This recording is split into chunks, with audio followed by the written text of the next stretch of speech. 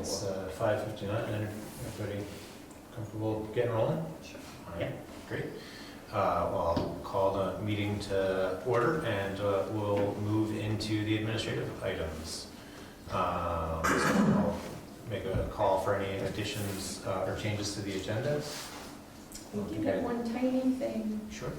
It was just a little correction on the 8 o'clock executive session. The statute is 313A3. Wouldn't want that to be wrong. I do have that in my notes as well.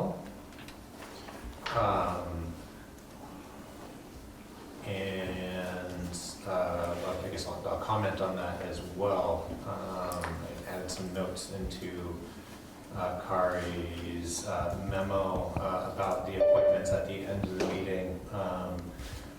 So I think that it would be appropriate for majority of the members to consider going into executive session, but right now I've kind of structured a consideration of the appointments individually, and should we find the need to go into executive session, well, we can do that. We're supposed to do it only for individual appointments anyway, so right now it just looks like it starts at 8, but it's meant more to be there as needed. Sure. Okay. So we'll just kind of make a note of that. Any other adjustments? I don't think that qualifies as a change, so we probably don't need to vote on it, but we'll get to that. The approval of the minutes from March 24th, which are posted in the shared drive. Hopefully everybody's had the opportunity to review those. Do we need to have any conversation about them? Can I get a motion to approve? So moved. Second. All in favor? Aye. Aye. All right, thank you. And a vote to approve the board orders. Those also posted to. I have a question. I have a question, please, on the minutes. Sure. Hi, Paul. This is Paul Lander. I'd like to direct your attention to the section on the DRB candidate interviews and to ask if that is an accurate characterization of those interviews, please.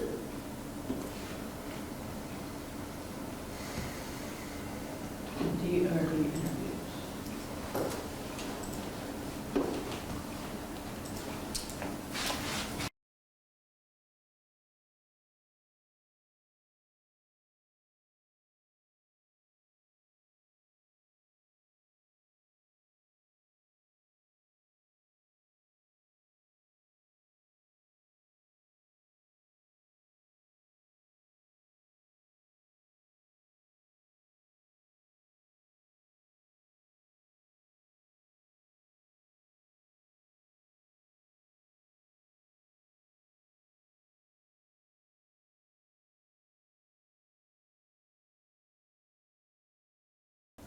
It's true, she did not capture that portion of the dialogue.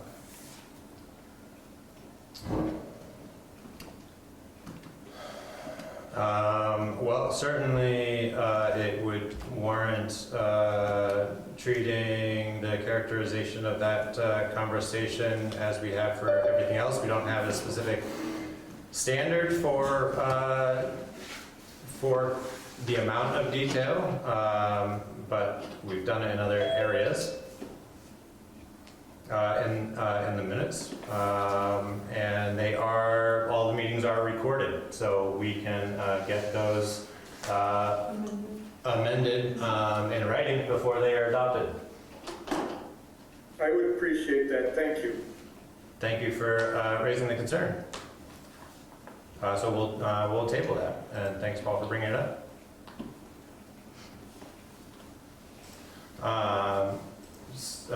So if we could move on to board orders. Kari, you had some notes on some of the board orders. Do you want to speak to those before? I don't need to. Nothing. I didn't. I guess I'll mention that I did not get back in time to. I was away for the weekend and was going to work on the swim fund payment for the dock, and I will bring you something at the next meeting instead.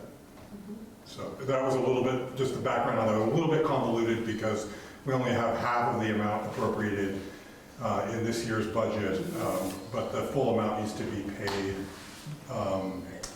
before Mark can purchase the dock and have it installed for this swim season. So the select board had approved a draw from the investment fund that we will replenish with next year's appropriation. So you'll see that again in 2 weeks. And everything else is, I think, clear enough unless you have any questions. All right. So with that, I'd entertain a motion to adopt to approve and sign the board orders as they were posted to the shared drive. So moved. Second. All in favor? Aye. Aye. All right, great, thank you. We have just to authorize the purchase of a laptop for the zoning administrator for a total of $768, which is a remarkable price, I think, considering. Actually, Tegan's recommending that you approve up to $1,000 Yeah. because the prices are pretty volatile right now. Well, and also that's just the purchase of the laptop, and then there would probably be a fee from RB for setting up a new machine, right? Because we'll need to we'll need to connect it to the domain as Yeah. well, so. Yeah, there'll be some cost. Yeah, fairly nominal cost, so I think bringing that up to a not to exceed would make sense, and I think $1,000 probably Okay. covers that. Does that sound about right, John? Sounds good. Okay. And that would be coming out of the technology budget, which currently has... Technology fund, Or technology fund. which has just under $25,000. Yep. So can I get a motion to approve the purchase of a laptop for the zoning administrator for a amount not to exceed $1,000 funded through the technology reserve fund? So moved. Second. All in favor? Aye. Aye. Thank you very much. And the authorization to authorize the payment of the greater loan interest. You want to speak to that? Sure. So this is another payment that you'll see in the warrant next time. But I realized in putting this together that we had not included the payment for the road grader interest in this year's budget, partly because we hadn't approved, the town hadn't voted on the bond, we hadn't applied for the loan or received the loan. It was really just in theory at that point. So, and I realized in reviewing this, I hadn't given you the amount. It's $5,792.15. So that seems appropriate to come out of the Highway Capital Equipment Fund, which, as you know, you just replenished after the purchase of the Ford. So there's approximately $160,000 in there. I'll give you the detail on that, but you know, the short of it is that the interest payment is due. There's no avoiding that, and it's either going to come out of the Highway Equipment Fund or it's just going to be an overage on our budget this year. Yeah.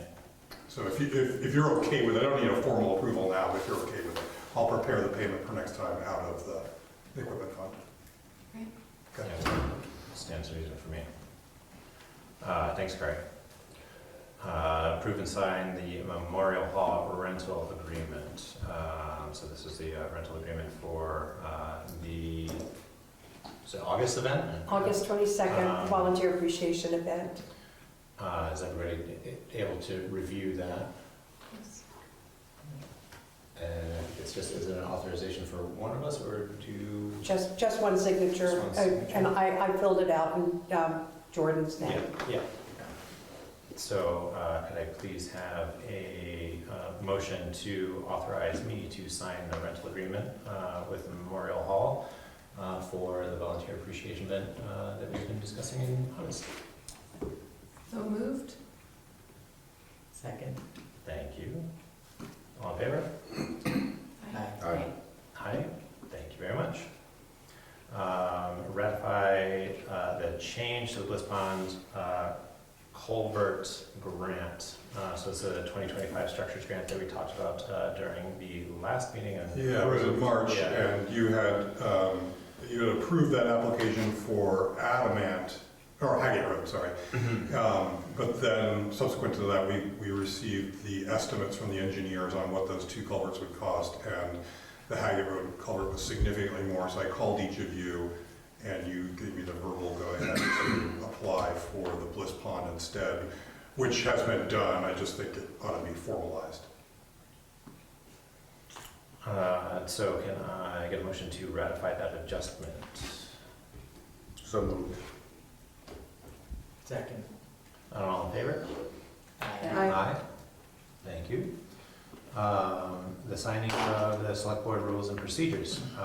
So that now includes the modifications that we had discussed previously, and can now be signed, complete, that everybody had the chance to read those adjustments. Great. Can I get a motion to adopt and sign the select board rules and procedures as modified? So moved. Second. All in favor? Aye, thank you.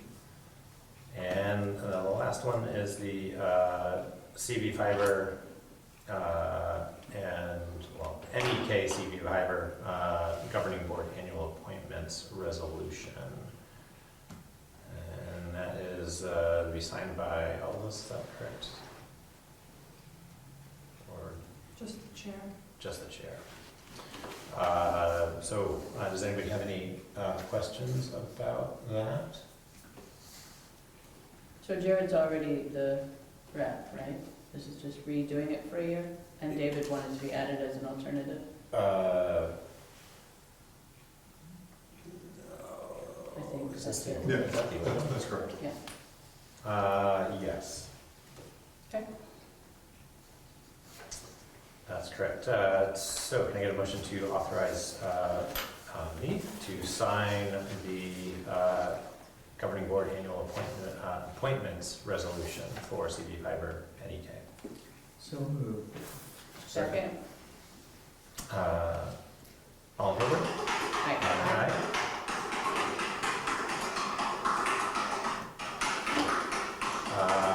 So we've got a period of public comment for anything that is not on the agenda.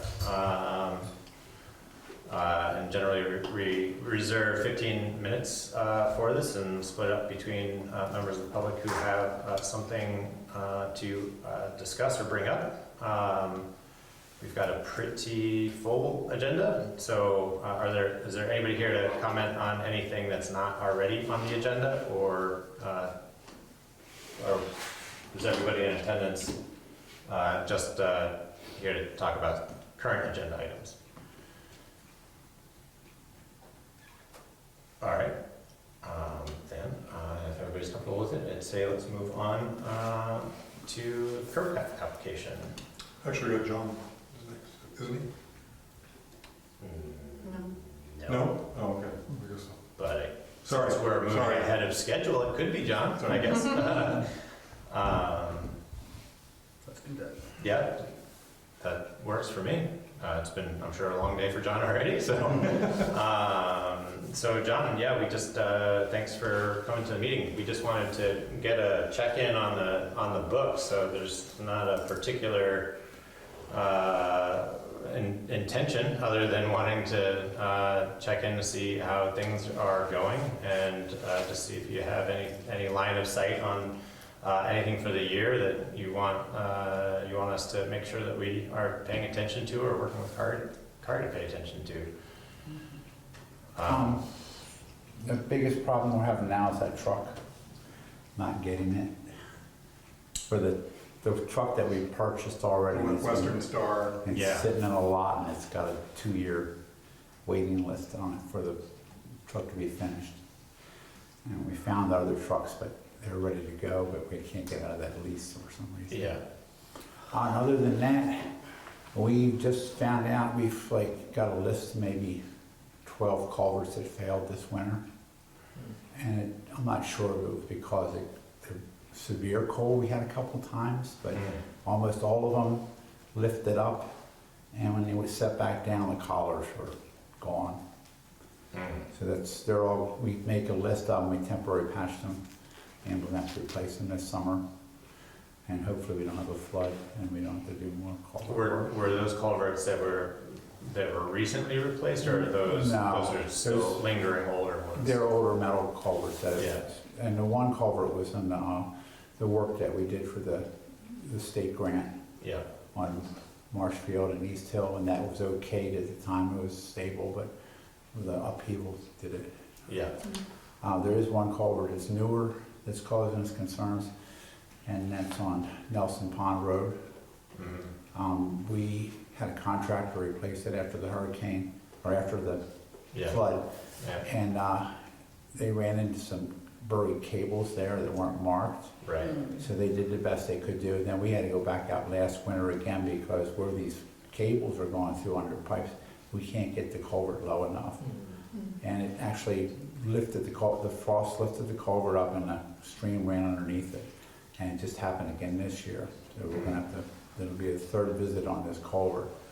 And we're gonna try to talk to CV Fiber and the phone company, see if they can go aerial for a short distance, so we can get the culvert deeper. Yeah, We've been, first thing we addressed this spring was the mud, and we tried to avoid, so no roads were impassable. And I think we got a pretty good handle on all that right now. And yeah, Yeah. we're going back and we're trying to start finished grade, which today was I called it, everybody came in. We have 2 part-timers that we couldn't live without on the graders, and they both came in, and I'm just hoping the weather holds for giving a good day so we can all set up. They're not coming in Tuesday or Wednesday, because of the storms coming in, and they're scheduled to come in Thursday again.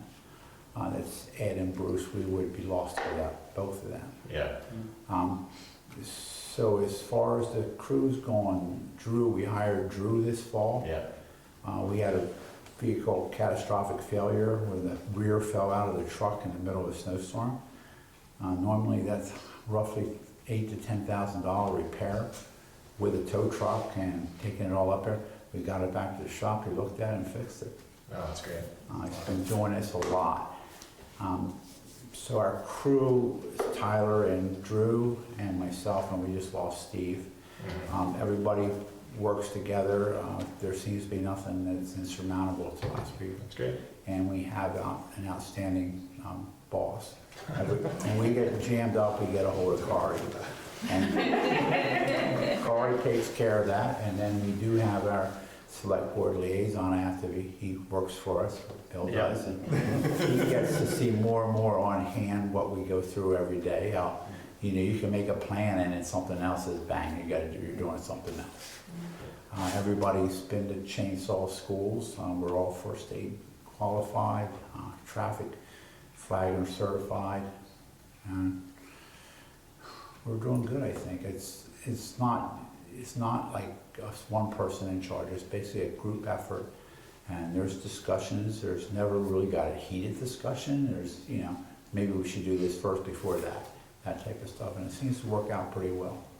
And our select board is, of course, different from before, and they seem to be backing us up on stuff. We really appreciate the small truck we got. That already has saved the amount of salt we go through, because we had to run a big truck, and it was an older truck, and salt was falling out of it when he was going from blacktop to and causing holes. So now the new truck, we're using hardly any salt. It's been out like 5 or 6 times so far. I don't think we have any complaints. Everybody's happy. Great. Well, thank you. I appreciate the work. I think we've had a pretty mild mud season compared to the last couple. It hasn't been quite There as was- intense. Hopefully, knock on whatever wood is available. They Yeah. did it. Let's just not That was forget. good. We were testing something out last year. Yeah. We were using, instead of straight chloride, we were using magnesium chloride. Yeah. And that was instead of just putting calcium down for dust control, the magnesium chloride was supposed to be a binding agent for the road. And we exceeded our budget. Corey brought that to our attention. But it calls for more treatment, more application, gallons per, and we're not even doing what they're saying to do. We're doing it lighter than that. And I want to think that that held the roads together a little bit more. But the way this winter has been, it's hard to say. Yeah. So we are going to cut that back. We might even we might mix with water this year. Well, I appreciate you taking a look at that. I mean, I think that the material usage and budgeting is a continuous improvement exercise. We went through it this budgeting season, trying to kind of right-size our material budgets, and and stockpiling, I think, is a significant consideration in sourcing material. So Yeah, we have talked about we can't really store anything in our shop, Bill, right? We can't store anything there as far as just the sand. There's no room for stone or anything like that. And I've been to some meetings with other towns where they're trying to get a consortium to go together where we can get a warehouse and like buy the bales of the mulch for the hydro seeders and stuff. So you get a tractor trailer load and the cost goes way down. But it's just, we have a really tight area that we're in.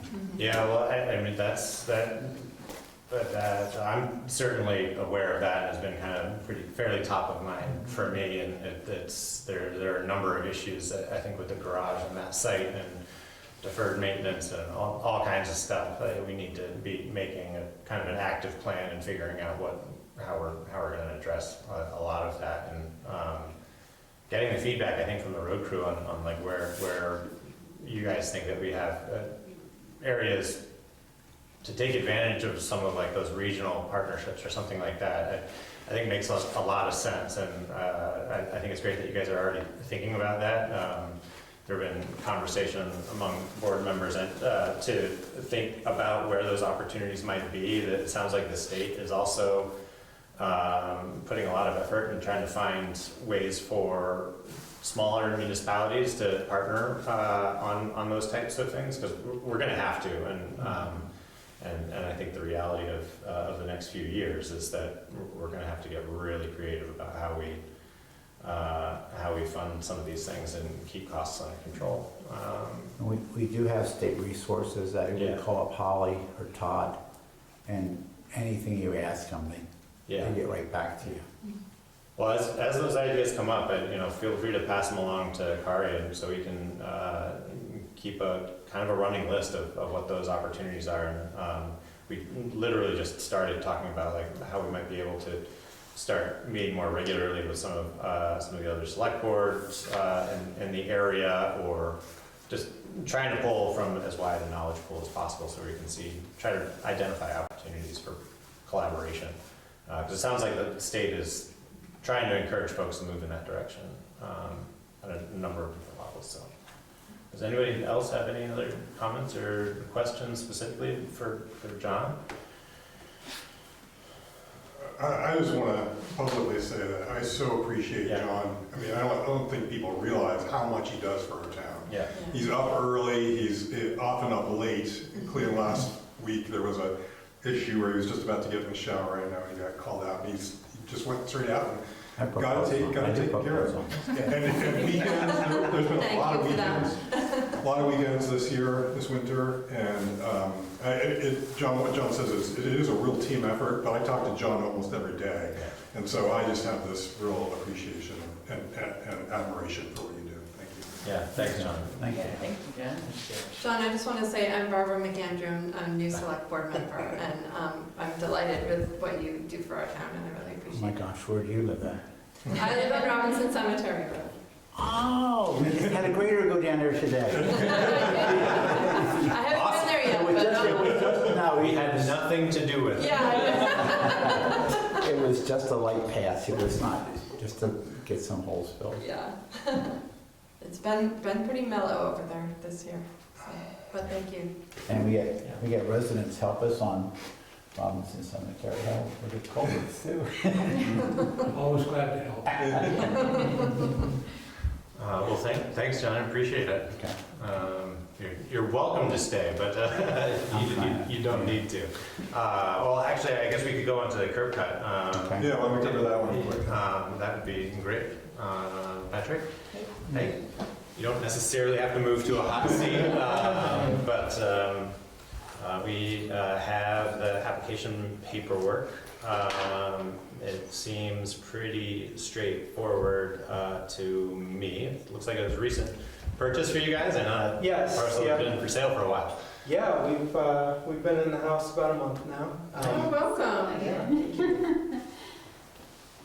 Yeah, so our plan for the curb cut is we have plans for a future garage along Lightning Ridge, and the driveway that we'd be building off of Lightning Ridge would be the access to the garage, and it would become our main access to the house as well. That is what it looked like to me Yep. relative to Is where that it was tree in being. the way of your, Yes, that tree will be. is that yours or Doug's?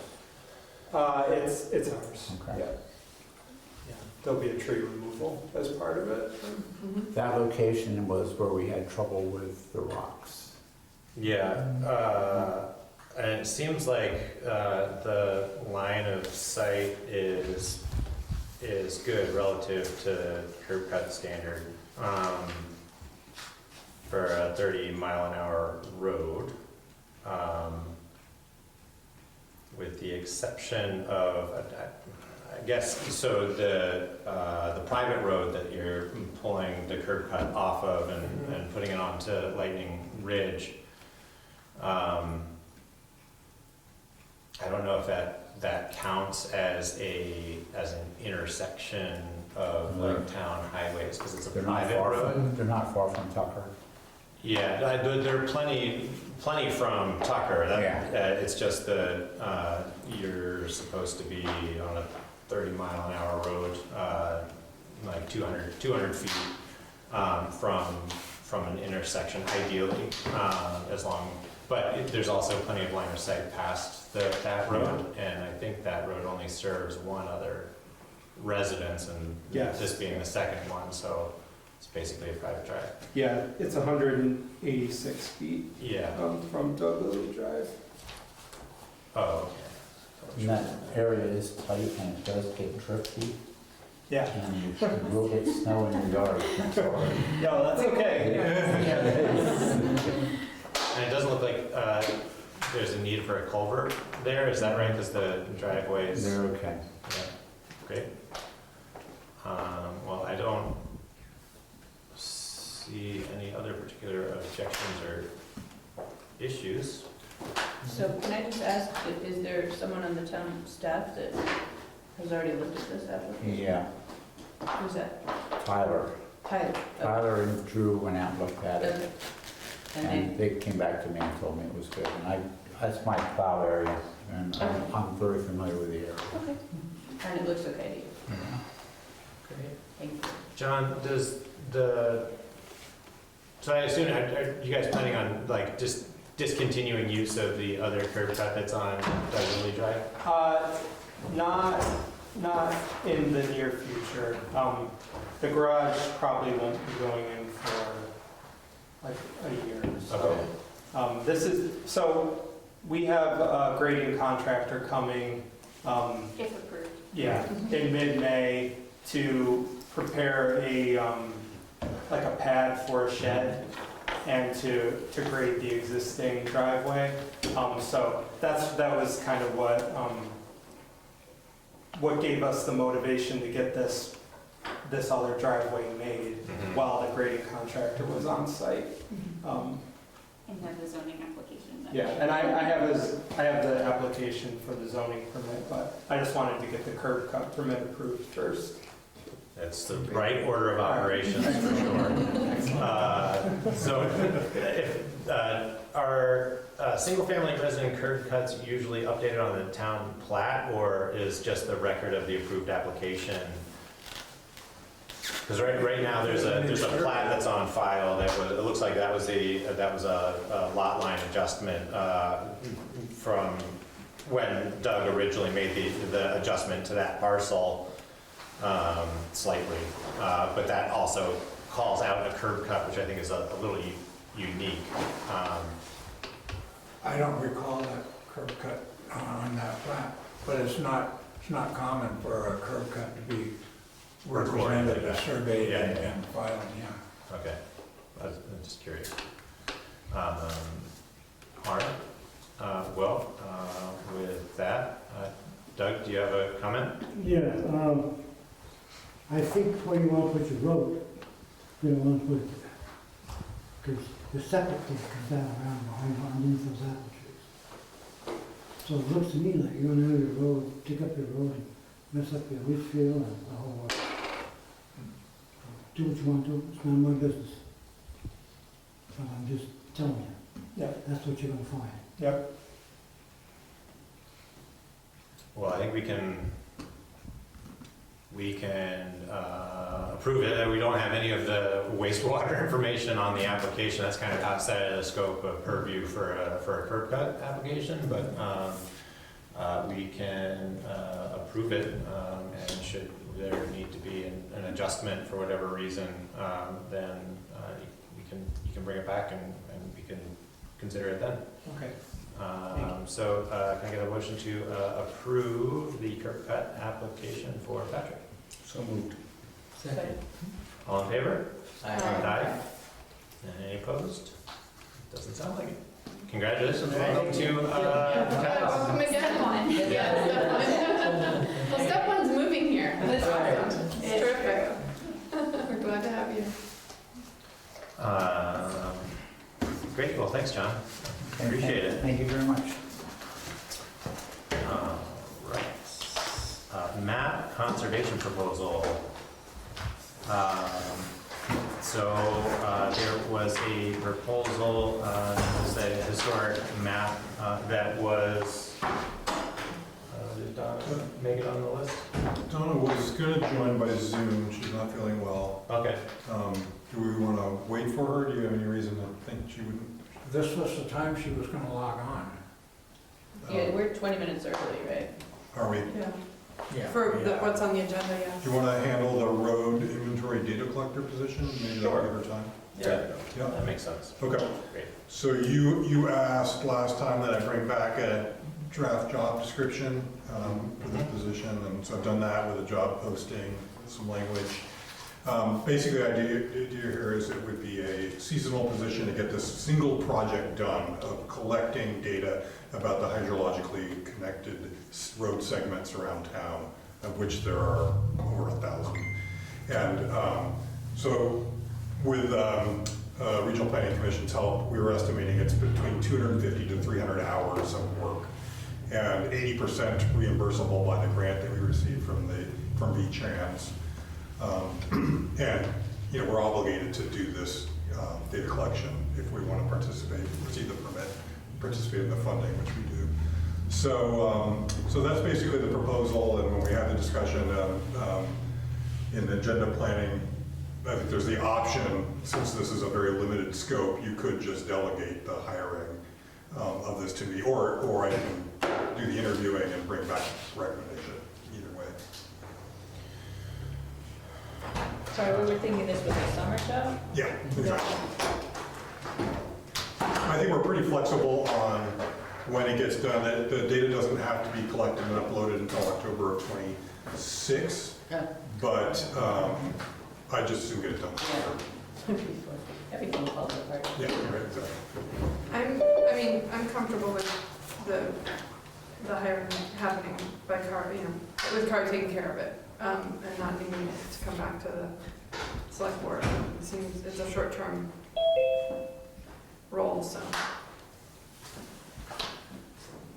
Yeah, so we could adopt the job description and authorize Kari to post it and interview and hire as he sees fit, for that role. I think it's important to note that the funding for the position is 80% funded through that state grant. So I think it's kind of no-brainer to try to get the work done before it's due, or it's, yeah, started. That sounds great. So is everybody comfortable with that plan? Carrie has no objection. No, that's fine with me.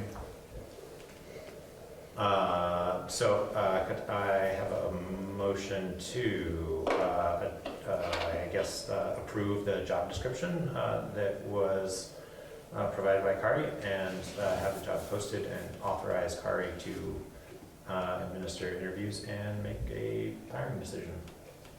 So moved. Second. All in favor? Aye. Aye. Thank you. I don't know if that saved us a whole lot of time. Well, Donna joined. Oh, perfect. Look at that.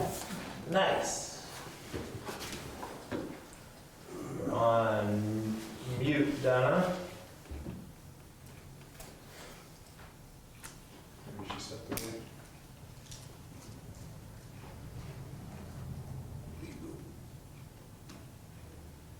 Donna, yep, there we go. I'm here.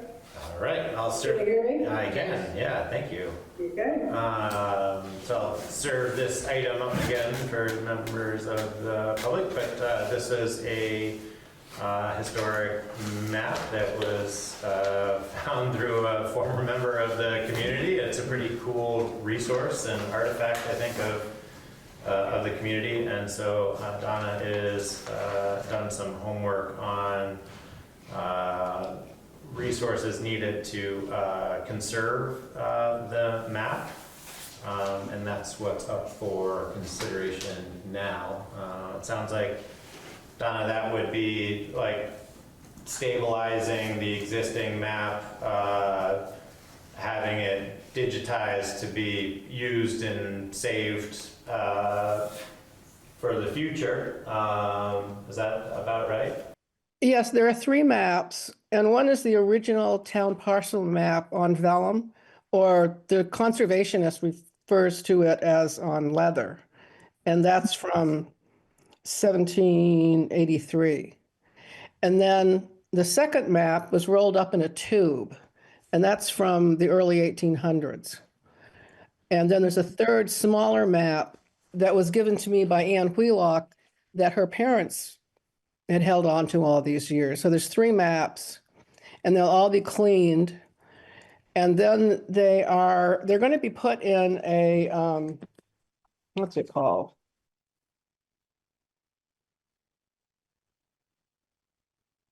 They're going to be, each one will be placed in what is called an archival window map, and then put in an archival box. So they can be held in the town vault, but then they can also be taken out for people to look at. You know, they could be on display, but not for long periods of time. And then a professional photographer is going to photograph the map, so we'll have a digital.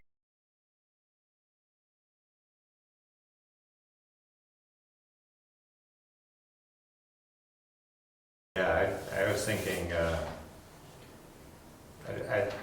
don't know, I think old maps are really cool and interesting, and relative to the amount of interest that we had in the map that Barbara put together for town meeting this year. It just happened, I just happened to be thinking about, oh, this would be an interesting way to kind of raise some money and, you know, pad the records budget, since we've been kind of entertaining how we might be able to receive funds like that through other initiatives. So certainly not a prerequisite, but I think digitizing it offers an interesting opportunity to try to sell some of these things to the community for a reasonable price. So the amount of $1,595, is that based on a quote from the conservator? Right, yeah, it's Mary Jo Davis. Davis. She was recommended by Rachel Oneff at the Vermont State Archives and Records Administration. So she's been around a long time, Mary Jo has. And Mary Rockstad has worked with her. Mary retired from the Vermont Historical Society last year.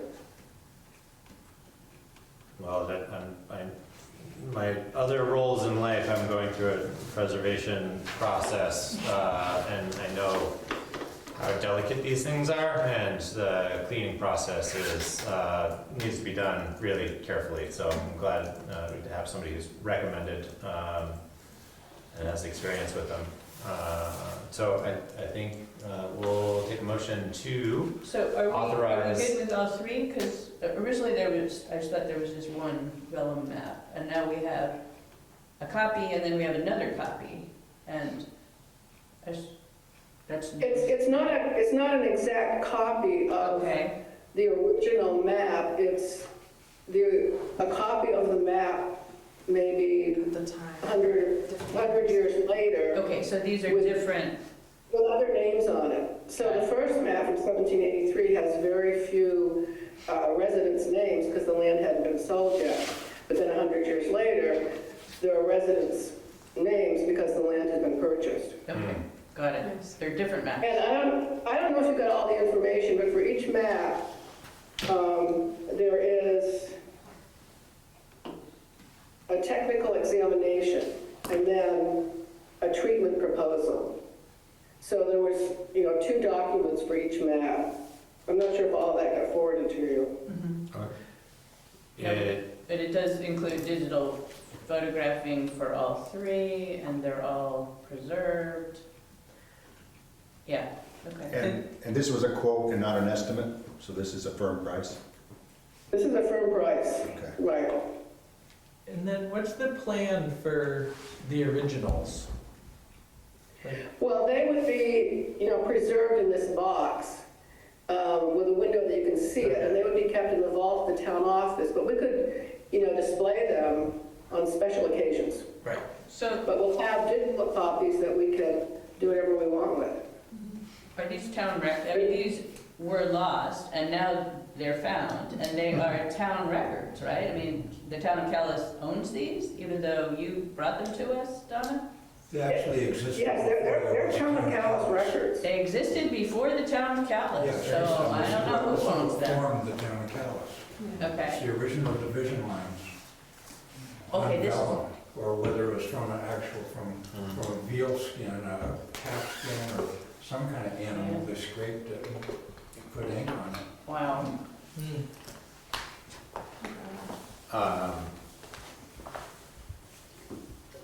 Yeah.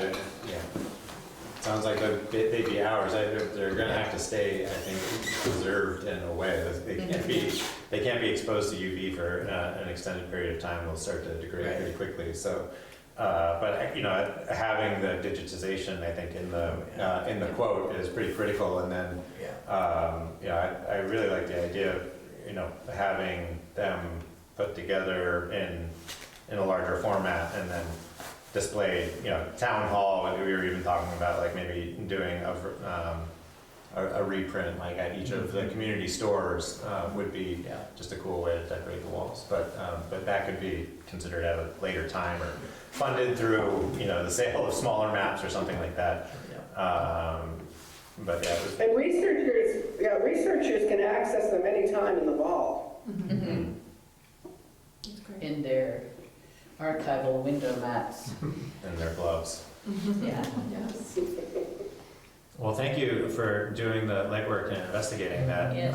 Donna. Thank It's you, greatly Donna. appreciated. You're So welcome. I think we, in this motion, Barbara? I think perhaps there's paperwork here to be signed, is that correct, Kari? That was There is- delivered to the there's town 3. office today. Requiring a single signature. Is that for this work? So we'd be authorized, okay, that was. To authorize the work. Yeah. So that would be a motion to authorize me to sign or Kari to sign, if anybody has a preference. And then I guess we could also include maybe Donna to coordinate, if you're interested in that, Donna, or? Yes, I'll pick that up in the town office, and then I can scan it and send it to Mary Jo. Great. Do we need to name the provider in the motion? Oh, yeah, the letterhead says Washi out of Westburg. Yeah, washi, that's her business name. I think it's a type of Japanese paper. It is, It yeah. is. And remember, the proposal is that this come out of the Records Preservation Fund. Yes. So it was unbudgeted. Which has a, Her name is Mary Jo Davis, if you want to include that. and that's, All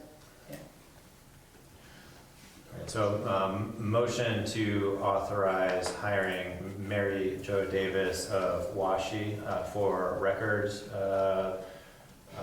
treatment and conservation work as quoted for $1,595. And that'd be an authorization to, for Kari to sign the quote and for Donna to help facilitate and coordinate the conservation. With payment coming from the Records. With payment coming from the Records Preservation Fund. So moved. Second. All in favor? Aye. Aye. Any opposed? All right. Thank you very Donna, much. thank you again. Thank you so much, Donna. thanks, this is You're welcome. It's really great. a cool document. And that leaves, yes, Barbara? I'm sorry to interrupt, but for the purpose of the minutes, could we ask Andre to identify the last name? Andre, can you hear us? No. Hi there. Oh, it's Chris. Okay, I got you. David Andreessen. Okay, I'm sorry, it just shows up as Andre on the screen, so we got it. Thank I you, know, I Chris. have no idea why it's that off. And I'm here too. And Dot's here too. Got it, So, thank you. Yeah, it's the same as last time. All right, thanks. Thanks, Chris.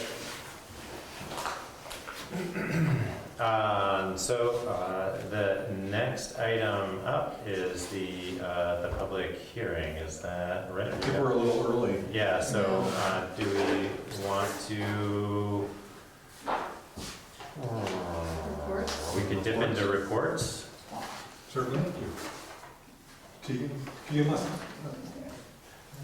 Oh, ordinance. Ordinance I advisory. think we have a whole lot to update on. We met and are sort of still wrapping our heads around all the different road ordinances, and I think it's gonna be several meetings before we have a whole lot to report back on. We're just digging in and getting our bearings.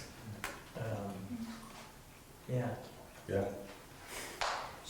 I have a short report from the Thanks, Gary. Just, Jamie, just Yeah. for What do you got? information, there are some things that the committee had Start inviting you had back. recommendations before, but you're gonna go through them again, is that right? Very distracted. Yes. What's happening here? Thank you. Yes, so we're giving an opportunity for the new members. members of the committee, Once they're on, okay. once they're officially appointed, to review the two Curtis Pond and Dog ordinances. And they've already started looking at those. And then probably in the next month, we'll be ready to bring those first three to the select board and start the official process. And it does look like I may be able to contribute to that. So we kind of discussed about folks coming on and off, but it's looking a little better for me now that I'm going to be traveling for the next couple of months. But things are looking good. So just add more to the plate. Well, just let me know and I will have it tapped out. Great. Well, thanks for doing that work. We can talk about that later. Kari, you want to dip into your more? Sure. So I had a couple things. One is, and I mentioned this in the memo, but I'm looking at check scanning. So this would scan, rather than deposit checks into the bank physically, run the checks through a scanner and deposit them electronically, which would save a trip and speed up the process a bit. And so our bank, Community National, raised this as an option. Done a bit of research. I got some really helpful advice from Vermont League of Cities and Towns, talked with Sandra about it. Sandra had actually started scanning checks for Calais, but the internet wasn't sufficient. So they backed out. But she thinks it's a great idea. I think it would help her with delinquent tax collection. And I just wanted to check with you before I proceed any further, because there is expense and we didn't budget for this. So the scanner itself has to be compatible with what our bank offers. And so I'm looking at something, a model between 400 and 800, depending on the quantity, and then newer refurbished. I think new is probably would be my preference. And then the bank is charging a $25 a month fee for the service. They say they've already knocked that down 25, but I think there may be still something. But I just wanted to check with you before I move forward with even bringing you a proposal and getting, well, before I move any further, does this make sense to you? I think it pays for itself, not in the first year, but probably within a couple of years. That saves time. And it Well, saves it time. saves, I mean, it pays for itself in terms of staff time, I would think. If we've got staff driving back and forth Yeah. to town. Yeah, I think so. I think, yeah. I mean, it makes all the sense in the world to me. It's just, we're so small. We don't do as much volume as if, a larger organization would make all the sense in the world. I think we're really, there's a clear benefit that during tax collection season, we're Yeah. processing Are hundreds and these hundreds of checks. scanners like single purpose, they scan only checks, or this is just a? Yeah, that's what they do. That was my question is, so it's not a like I can do it requirement to with this. basically have a specific tool? Yeah, these little desktop. And it's a security issue, that's a more secure approach than, many of us are just using our phones to take photos. I'm not suggesting that. Why, yeah. Why do we have this separate piece of equipment? Yeah, I don't think that, I don't know that your phone, the remote deposit is the bank, that the bank allows that for such volume, because we are talking about hundreds of checks a year. And I think this does a better job. I don't know about the security part of it. I'd have to ask about that. I'm surprised that they're charging this. Well, yeah, so I mean, they're doing their work for you. Yeah, I agree. It In the seems like, day yeah, they should job prefer that it. we played around with that, we had a check scanner for a while, but I'm pretty sure it was, because it did have to be like an approved one. There was a service charge, but we were just like renting the piece of equipment, which ended up being a benefit because like our experience at least was that it was super glitchy. And like breaking all the time, and we had to trade it out a number of times, to the point that I think we just bailed on it altogether. So, I mean, I'm a little hesitant to go with the purchase of a piece of equipment just from my previous experience, and I'm just a little annoyed that the bank is. What's the charge for it? Wants us to buy a unit. Yeah, I assumed it would be the bank's equipment and they were, just helps their customer do business with them. Right. This is their arrangement. Okay. They work with a vendor that provides beneficial pricing. I actually did some comparisons. They're cheaper than Amazon for the same model. Not by much, but this is the way Community National does it. I don't know how other banks. Do we know how other towns do it? I mean, Worcester scans and East Montpelier scans. and But they do business with a different bank. right, I'm wondering if the bank is one of the challenges, but. Yeah.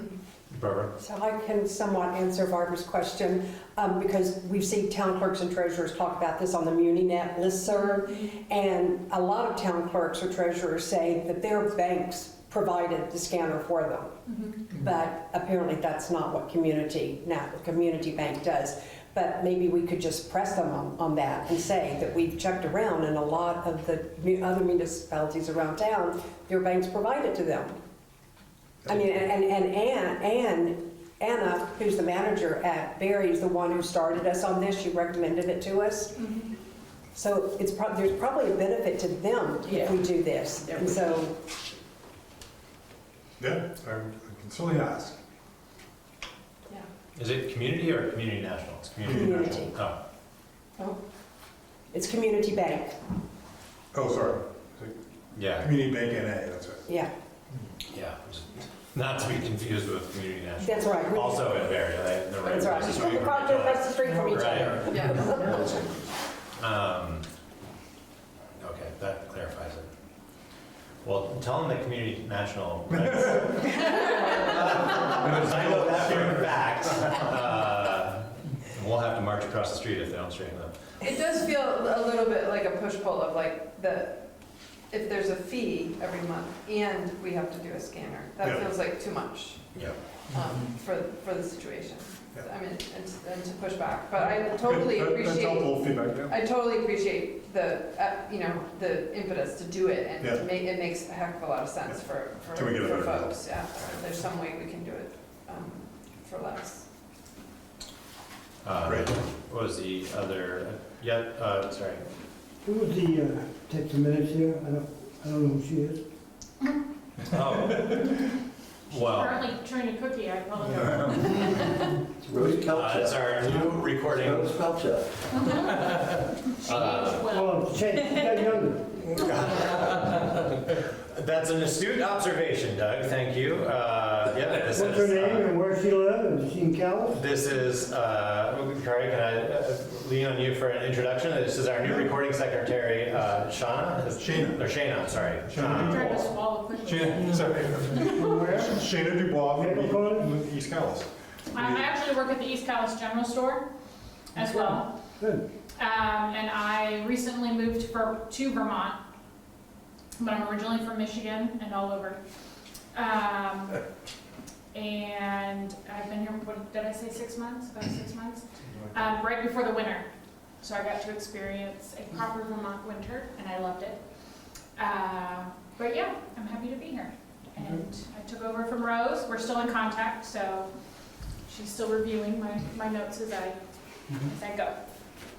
And Shayna is a retired military veteran, so thank you for your almost just over 2 decades of service. No, I did retire. I only served. You served? I served. I did Okay. retire. 20 years. I did not do. I did 4 in the Marine Corps. Okay, thank you so much. Yes. And part of that is also providing a recording position for some of the other committees as well. So we have continuity across our committees and commissions for minute keeping. So we're excited to have you and thank you. And I'm sure Rose is immensely grateful to get some well-earned grandchild time. Yes. And today is actually her wedding anniversary, so she was particularly excited to have it today. Well, now I feel bad that she's not celebrating it with us, but.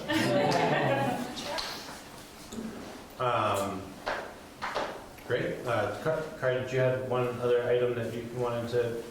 Well, this feels a little bit like dropping a bomb, but I feel like I have to share it, and I talked about this with Jamie and George the other day, but I do want to convey to you that I'm feeling a sense of impending fiscal crisis. Oh, And along with the rest of We the all- yeah, there's a statewide, right? Yeah. But I just had the realization in listening to the chair of the Green Mountain Care Board. So, you know, the medical drives so much, and it's definitely going to be the big driver in our next budget.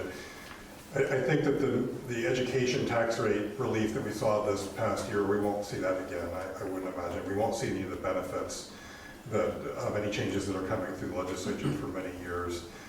We're facing loss of support from state and federal grants. I was at a bond bank seminar last week, and the message was, get ready for self-sufficiency. Self-reliance is what they were talking about.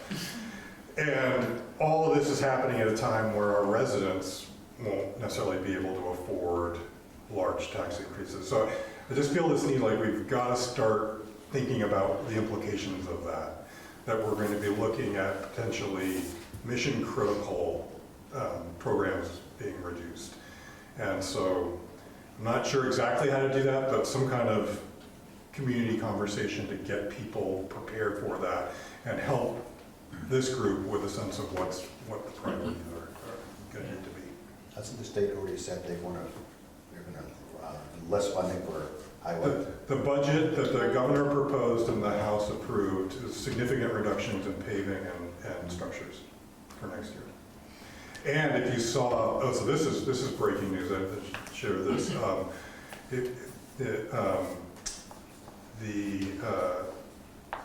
The paving of Route 14 and through Calais has apparently been delayed. Greg Polchek said, actually, the word is 5 years. Are you kidding? Yeah. Next administration. And so there was a report in the last couple of weeks in Digger, I believe, one of the Transportation Committee had saying, we're looking at going from a 10-year repaving cycle to 25. Wow. So these are the tea leaves that are not so subtle, I guess, but yeah, this is going to trickle down to. Just turn it back to dirt. Wow. They're going to get there by default, I think, is the. Yeah. Wow. Yeah, we spent some time talking about this, and I share those concerns. I think what's most concerning, knowing how much the insurance premium drove costs, both on the education budget, but also for our own town budget. I guess my greater concern is that it is hard for us to find the thousands of dollars in the budgets to pick and choose from, and we're going to be talking about quantities that are so significant that any of those, kind of prudent fiscal incremental decisions that we'd be making are just going to pale in comparison to what those costs are going to be. Exactly. And that I think it's encouraging that there are some. There's a lot of creative thinking that's being had on the state level, but my concern, I guess, is that it doesn't happen. None of that stuff happens very quickly, and those processes and procedures and resources don't get stood up very quickly to compensate for those types of things. I think I was just looking at a infographic on national tax rates, and we're like 3rd in the country right now for aggregated tax to support resources. And that's going to start getting painful. So I just wanted to share that with you because I think we need to start thinking about this in advance of budget season. And I think trying to get community participation, and I think it's hard for these to do so in these meetings. Or one of the ideas that Kari and I were kicking around last week was that we might want to think about setting up some sort of particular dedicated forum for trying to have this conversation about, so that we can work through that dialogue, get folks in the habit of thinking about what those things could be, and not have to necessarily bog down to select board meetings. So if anybody kind of continues to ruminate on that and has any ideas, another concept that's been discussed is how do we more regularly start meeting with adjoining towns to identify opportunities, whether it be select board cross attendance at other select board meetings, or we kind of appoint token representation and kind of facilitate the dialogue a little more informally. So that we're not so burdened by the logistics of having to schedule and warn various meetings. So if folks start to have some ideas on that, let's try to compile those. Do you have one already, John? No, I just, something else that's been bothering me is related to this conversation. Can I chime in? Maybe. How much time? Well, do you need, John? no, it's just a 30-second Yeah, sure. kind of Please. concern. Historically, if 3, 4, 5 people in town couldn't pay their taxes, the Board of Abatement, we meet with them and we hear their concerns and we try to figure something out. Some paid their taxes at some level sometimes, to some degree. But my long view, my longer concern is we may get to a point where people cannot pay their taxes at all, and a substantial number, and we're not going to put half the town up for auction. And so we need to have that, somewhere in the backs of our minds, and should be part of the kind of conversation in terms of what to be prepared for. I think that's a very real possibility. Thanks, John. I think that's right on point. It's a compounding situation. Well, with that warm and fuzzy note. Yes. Well, I appreciate you bringing it up, Kari, and appreciate the comment, Yeah. John. I just think we can't, we need to have both the nearest term view and the longer term view, right? And it's not just next year. Right. This is what I would say. Right. Yeah. Is sort of where, thinking strategically about where are the opportunities, and even in the context of the town plan as we move to that discussion. But some of those opportunities, there's opportunities there where we could focus that might help address some of this over time. So, and I'm a strong believer in collaborating across towns and/or communicating effectively to our legislators and governor of what towns need in these times. Thank you, Barbara. Thanks. So what we have scheduled now is the public hearing portion of the meeting, which is scheduled for 7, so we're still doing a pretty good job of staying on schedule. And that's some of the other stuff. So this is a formal hearing for the select board to review and the community to provide comment on the updated town plan that's been prepared and worked on by the Planning Commission. Because of the unique situation that we find ourselves in, this is also a hearing to consider the town regs that were updated and adopted 2 years ago, or 2 town meetings ago, last year, yeah, 2 town meetings ago by Australian ballot. So for context, just to kind of talk about the logistics a little bit before I hand things over to Jared and other members of the Planning Commission, is that right now we find ourselves in kind of a unique situation where we are in need of adopting a town plan because the previous one had expired, which is why we're also considering the readoption of the town regs. And a lot of work has gone into the updating and modifying of the town plan, but the last few months have been really focused on trying to adopt as many of those changes as we can so that we can try to get a plan adopted, but there are still other incremental changes that will likely and very likely need to be considered, including the revisiting or adoption of the natural resources segment of the town plan. So I think this, from the external perspective, this looks pretty strange, but that is the fuller context, and it has been a significant labor of the Planning Commission. So thank you to all of the members of the Commission and anybody in the community who had stepped up and contributed. And with that, I will turn it over to Jared to kind of give a presentation of the town plan and the process that it went through, as well as go over some of the feedback that the commission had gotten during their hearing. Yeah, so following Kari's rosy prediction of the future, let's talk about the next 8 years and what that's supposed to look like.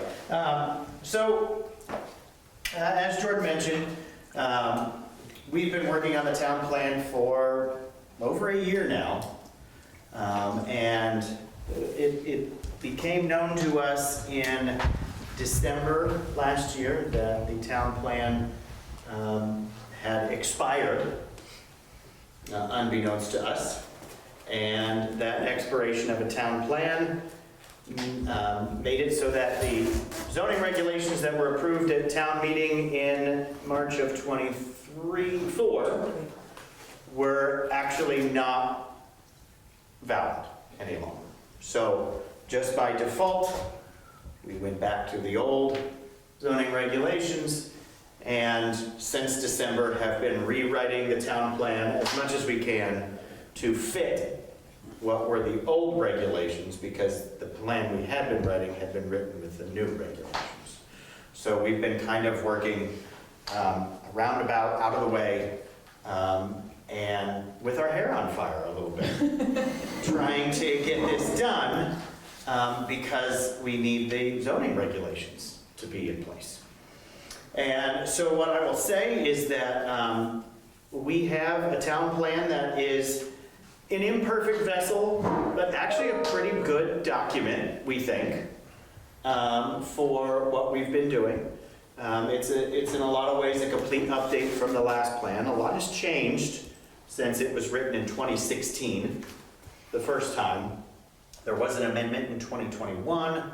That was to... forest integrity section. There you go. So it was just to a section of the town plan. And so we've now rewritten the entire town plan without the natural resources section. The Conservation Commission has worked on that. We are still going to work with them to get that written well, because they've done a really good job, but the one that we have, there were some regulation changes that we need to make sure that it now fits statutory requirements. And so the idea here is that we have put forward a version of the town plan that we think will work for us for now, so that that town plan can be locally approved, and that will allow Select Board to ratify the zoning regulations as voted on by the town in 2024. As soon as that happens, we at Planning Commission are then starting, and we're actually starting now, the process to update and rewrite the plan that we then just approved, to include the natural resources section, but also just one, what CVRPC has said. The CVRPC does have a copy, and they are reviewing, so that we will have anything that we've missed or that is statutorily required that needs to be in it, we can get that in it. And then we've been taking public comment. The way we've been doing public comment is that we can fix things that are grammatical errors, spelling errors, things like that, but we're not changing anything that is substantial. And we're not doing that right now, because if we did that, we have to go back through an entire process of about a month and a half before we can then rehear it again. And we have to have public hearings and warn it, and there's 15 days and then a meeting and then 30 days, and so it takes a while before we can do it again. So what we've done is we've collected all public comment into a spreadsheet, and we just continue to take that public comment, and we're keeping that. And what we're going to do as a Planning Commission is go through those comments, comment by comment, and just discuss them as the Planning Commission and decide. I mean, we've gotten some comments that we've gone, oh yeah, that's a good idea, we should do that. But we're going to go through it piece by piece and then update the plan from that. And our idea is that by the end of summer, hopefully, we could have now a new and finalized town plan. I'm going to be honest, the hair was going away anyway right about here, but a lot more of it I think has gone from this part. So this will be my town plan bald spot. This is just normal. This one is not. The silver lining here is that it is really making us go through it really close and really getting public comment. And we think what will eventually become the final town plan will actually be a very well written, very well sort of parsed out, community input driven town plan that we think will really do us well for that next 8 years. So that's where we are, this step here. So we had to approve the town plan after we held a public meeting, which we did. And then the next step is that Select Board would hold a public hearing, and then they would eventually hold a vote to approve the town plan. Once they do that, they could ratify the zoning regulations, and then we would be on our path to a new world order in Calais, which, again, thank you, Kari, for all your kind words there earlier. I've got John and Gary are here from Planning Commission. I saw that Melanie and Vicky are online. I didn't see anybody else, but we do have people here that hopefully, if you had questions about something specific, that we could answer. All of this is online. The document is online. I had a couple printed out that I printed at school, but it's 23 pages long. Thank you, 23. I wanted to say 24, but I don't think that's right. And so it's all online. You can make comments online. There is, if you go to the town website where all the information is, there's an email that you can email as well if you didn't want to fill it out. There's all kinds of ways to give us as much public comment as you want. But what I want people to know is that we're not making those changes now. What we're doing is collecting all those changes and going back and giving the due diligence of actually in a public setting of a planning commission meeting, listening and going through all of those changes so that we can make them as needed. So I'll just say it again, Ann Winchester helped us really get this over the line. That was one of her last duties as select board. She kind of worked as liaison to help us finish that up. She did a great job. But the planning commission has worked really hard on it. Like I said, it's been over a year now. But we have now what we think is a good document that can at least get us through to now, to get us those zoning regulations, and then we can move forward. I hope that's what you're looking for, Jordan. But we're here to answer those questions, if you guys, the public, whoever. Yeah, so I'll just clarify, I probably should have done this at the beginning, but because we're kind of considering this a hearing for two different pieces of policy, we're obviously pretty focused on the town plan right now. As Jared alluded to, the select board isn't going to be adopting the town plan this evening or the regs. That the plan is to do that on the 28th meeting. So this hearing is really intended to be a pretty open dialogue to make sure that we're capturing the feedback that was given to the Planning Commission during their hearing, and providing the public the opportunity to provide any additional feedback that they really think that the select board should hear directly before the adoption. And I guess my understanding of the kind of formal process that governs this is that we're that anything that's considered a substantive change would trigger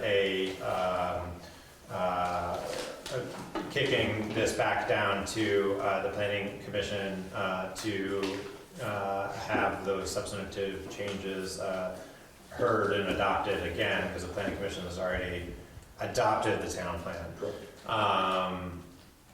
But that is a bit of an ambiguous term, so I think if there are like edits that need to be made that are grammatical or not complete rewrites, we may have the opportunity to give that feedback now and have it modified before adoption. So we'll finish kind of dialogue on the town plan, and then we'll entertain any dialogue around the zoning regs if need be after we kind of conclude that feedback. So Jared, John was here as well, you know, for then when we get to those zoning regulations. So, yeah, I've got a couple of questions that are clarification. So it sounds like, one, I'm curious, I guess, to have, if you can kind of summarize what some of the feedback, it sounded like it was a pretty well attended hearing for the Planning Commission. And you guys have obviously compiled the feedback in an organized fashion. Is there a undertow of recurring themes in that feedback? Yeah, I would say one, and Gary, John, anybody, I don't think we heard anything that we hadn't at some point discussed on our own as something that was a question. At our public hearing, everything we heard was something at one point somebody on the commission had already brought up. Or we thought, ooh, should we write that this way, or should this be included? It was all things that we had heard before. The main theme, I would say, would be making sure that we don't contradict ourselves in different portions of it, right? That we don't say this thing in housing and then say this thing in land use that go against each other, or something like that. That was one of the major things, that just making sure that, I mean, contradictions are going to exist in some way. It is kind of what it is, right? But making sure that there weren't things that were just blatantly like, well, you said to do this in this section, but then it says don't do this in this section. That was one of the major things that people brought up. But most of it was things that we had talked about, and we even made a couple of, if I remember, small changes after that, the public hearing, where people mentioning, oh, this part, right? And there was this issue, and we said, well, we'll just take that out, right? Like we did, oh, that was good, yeah. But it was, I don't think there was anything that was like an overarching theme that everyone kept saying, this is a problem, or this is a problem, or why didn't you do that? It was some very specific things that we had thought about or heard about. And I don't know, Gary, John, or anybody online wanted to add in, Gary? Yeah, in light of what Jared said, we intend in the rewrite to more specifically address places where there are conflicts between the different sections and explain that those conflicts do exist, and that's one of the challenges of implementation. Because, you know, the natural resources section, which has been renamed, but I'm an old codger, natural resources and economic development are going to be at loggerheads with each other. They're bound to be, and that's what you guys do, among other things. So there was that. Item that we addressed. We also, it was called to our attention how many different ways we handled things under the heading of goals or action items in the different sections, and that they suggested that we come up with a format and stick with it in all the different sections. So that's something that we're going to specifically address. And then the third thing that was commented on was that the energy section was using data that was not current. And all that data came from the Regional Planning Commission. And we just tucked it in there in the 11th hour because we just wanted this thing to get passed. But we recognize that in the rewrite, we're going to have to go out and get our own data and get it better, because what was there was not as accurate as it should be. Some of it was fine, but some of it was not. Yeah. And so we need to upgrade that. And those are the three things that really occupied most of the comments that I recall. You know. John, you remember? No, go ahead. Hopefully that helps, Jordan. It does, yeah, no, that does help. I think my personal position, I don't want to speak for the rest of the select board on this or anybody in the community about that, is that I think we're going to have to live with how we look at these documents and revise them. And I think the zoning regulations are going to be falling into that category. Yeah. And this is obviously a laborious effort, and it's hard to keep all of these things straight. And we need to refine our processes for revisiting these things more regularly, so that it doesn't feel like it's a complete rewrite every time we're doing it. So like how are we going to get that feedback? But as we've been kind of talking through this, it's also setting what the benchmarks are going to be, and are we calling those goals? Who's responsible for them?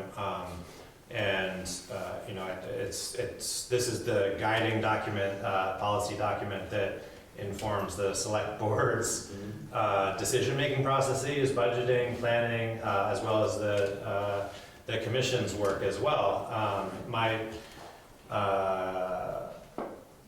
concern about not getting those goals right and who's responsible for making those things happen is that this document also gets immediately tied to the zoning regulations. And so while I absolutely agree that it's the select board's job and scope of responsibility to inform and generate policy that's informed by this, the administration of some of that policy goes through the DRB as well, which is an independent quasi-judicial body. So I think we need to think carefully about how those things interact with each other. Well, and I think what we've all learned over the, 4 or 5 months, how quick things can change. I think what you're saying is right. Like, we know we can amend this, and I think it would be beneficial for us to not just sort of throw it on the shelf and then wait till it's almost expired again and start over, right? We can see how fast things can change.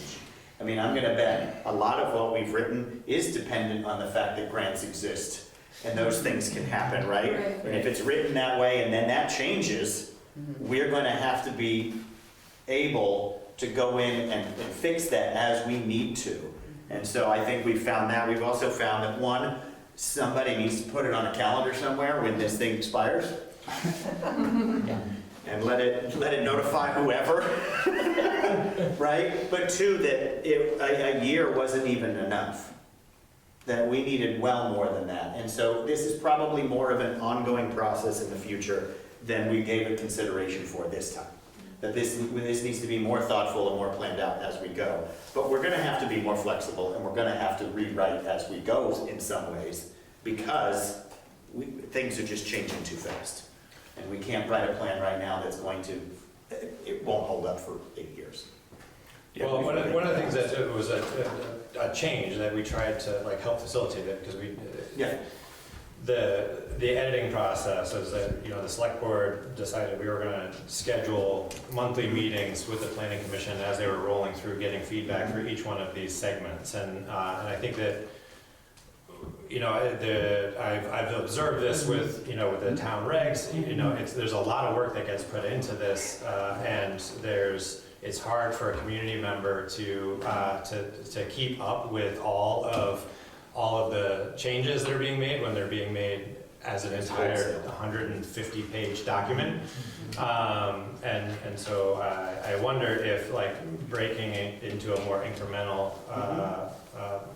revision or revisiting process gives the community an opportunity to contribute more specifically to areas, so that you don't have so much feedback, coming in like a fire hose across the entire document. And we're gonna keep going, so, yeah. So to help facilitate the planning commission in accomplishing that, the select board, we've created an annual calendar for the select board of all the things they need to do at what time each year of the year. And so we've added to it a spring, and knowing that the town plan was looking to get approved in the spring of this year, we've added to the select board calendar a spring and a fall check-in with the planning commission on the town plan every year. So 2 times a year, the planning commission's going to be hearing from the select board and saying, please come in and give us a report on the progress of your 8-year plan. Yeah, love it.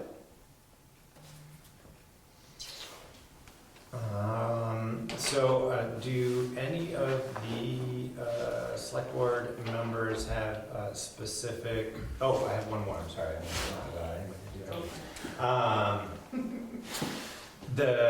Has there been any specific feedback from CVRPC on their review? No. Okay. Not yet.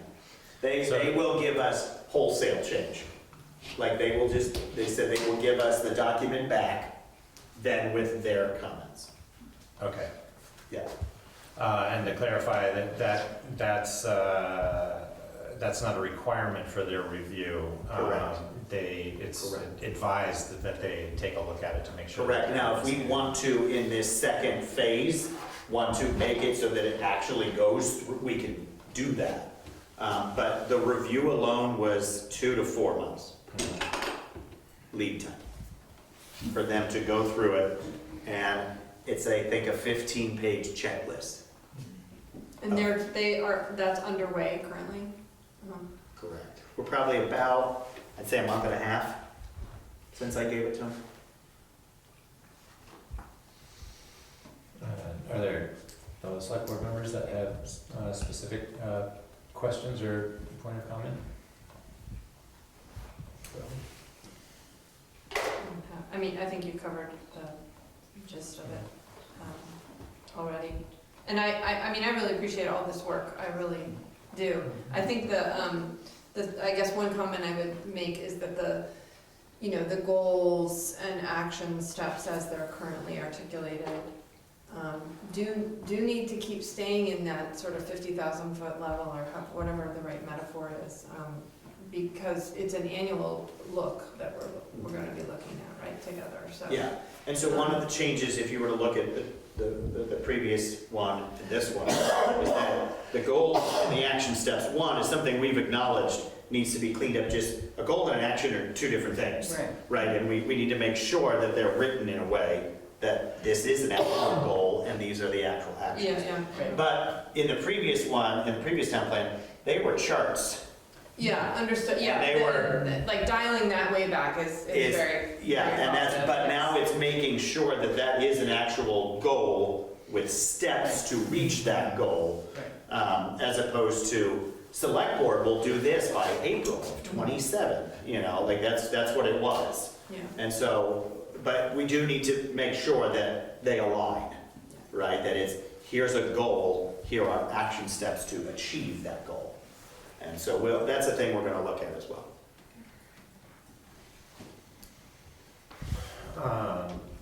Are there members of the community that would like to give specific feedback on the town plan that hasn't been covered in this dialogue? I know of one at least. Is there anybody on Zoom? Well, John, you had circulated some feedback, just before the It's meeting. not even better late than never, it's just late. It's just late.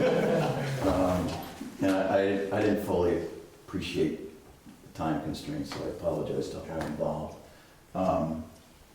But just for clarification, Jared, you mentioned August, your hope is you're gonna get the next iteration, That's my in plan. draft, draft form by August. Yeah. So then that's we would like tomorrow. Then we would restart, but then that restarts then the 15-day window, the 30-day window. That's a tight time frame, but. Select board. Well, I mean, we actually feel like we've got, I think 70 public comments to go through. And then whatever CVRPC comes through with, and then our work with the Conservation Commission. And so what we're gonna try to do is do those things in bits and pieces as we go. Section by section of public comment, while working with Conservation Commission. And then whenever CVRPC sends it, I've never seen CVRPC comments to one, but I would assume if it's something they're saying we need or needs to be in there, it's probably a pretty straightforward thing that we need to change. And so we do think we can get it done. The good part about it is we don't have to then. Once we've got a town plan that's current and those zoning regulations are in, we can take the time we need, right? We won't be feeling like we have to rush now. But that's the goal. That's a goal. I don't know what action steps go with it. Yeah. Just yet. So, for the record, I'm John Brabant, and I live up on Singleton Road. I don't think we all know each other here. And I'm also the Select Board's designee on the Regional Planning Commission. And in that capacity, in addition to showing up for the monthly meetings, which I missed last week's, by the way, folks, due to a scheduling conflict, I also have gotten volunteered to be on a number of subcommittees, one of which is the Regional Plan Development Committee.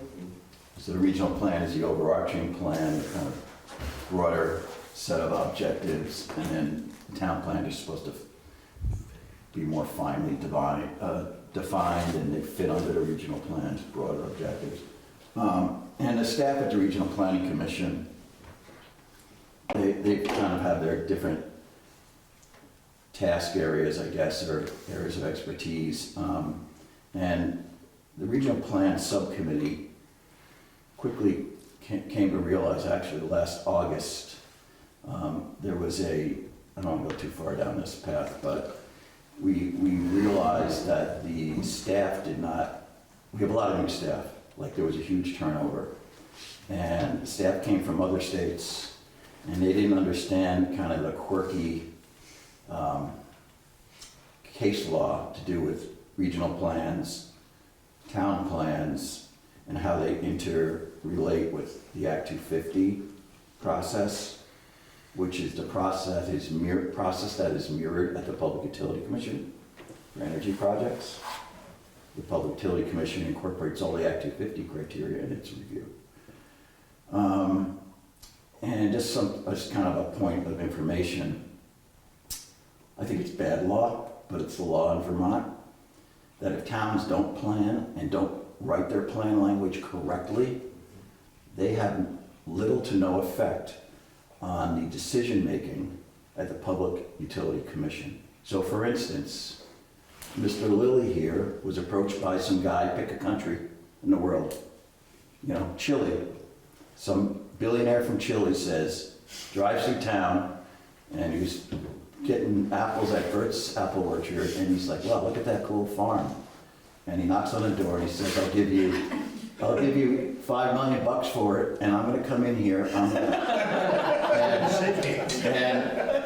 why did I pick him? I don't know. He's got probably the nicest farm in town, that and the Fitch farm. But that gentleman from Chile, not to pick on Chile, could buy that farm and tomorrow propose to cover it with solar panels. Cover it. Wow. And the way our plan is written right now, in this draft is written, we'd have zero sway, or almost zero sway, under Vermont law. And that person, and that company that he would create, would have a greater set of rights than every resident in this town, and have a greater say-so over what happens to that property than every person in this town, and every person in this select board. Because the case precedent is the language that the plan actually in Vermont behaves in these tribunals in Act 250 and at the Public Utility Commission, acts as a regulatory document. Zoning is just to clarify maybe some nuance of the plan, but they go to the plan under criterion 10 of Act 250 to determine whether a project is in conformance or keeping with what the town wants to see for its future growth and development. And there's case law that dates back to the mid-1990s that says if the language is not directive, i.e. if you don't use language like shall or must or will, they ignore it. And there's a lot of language to do with, in the energy section, and then I'll call it the telecommunications section, cell towers, that is not directive. And it simply requires the exchange of words like may with shall. And the intent doesn't change, it's the effect of the language in here that that the Planning Commission and I assume the town sees as providing a vision for its future development, in particular energy and telecommunications.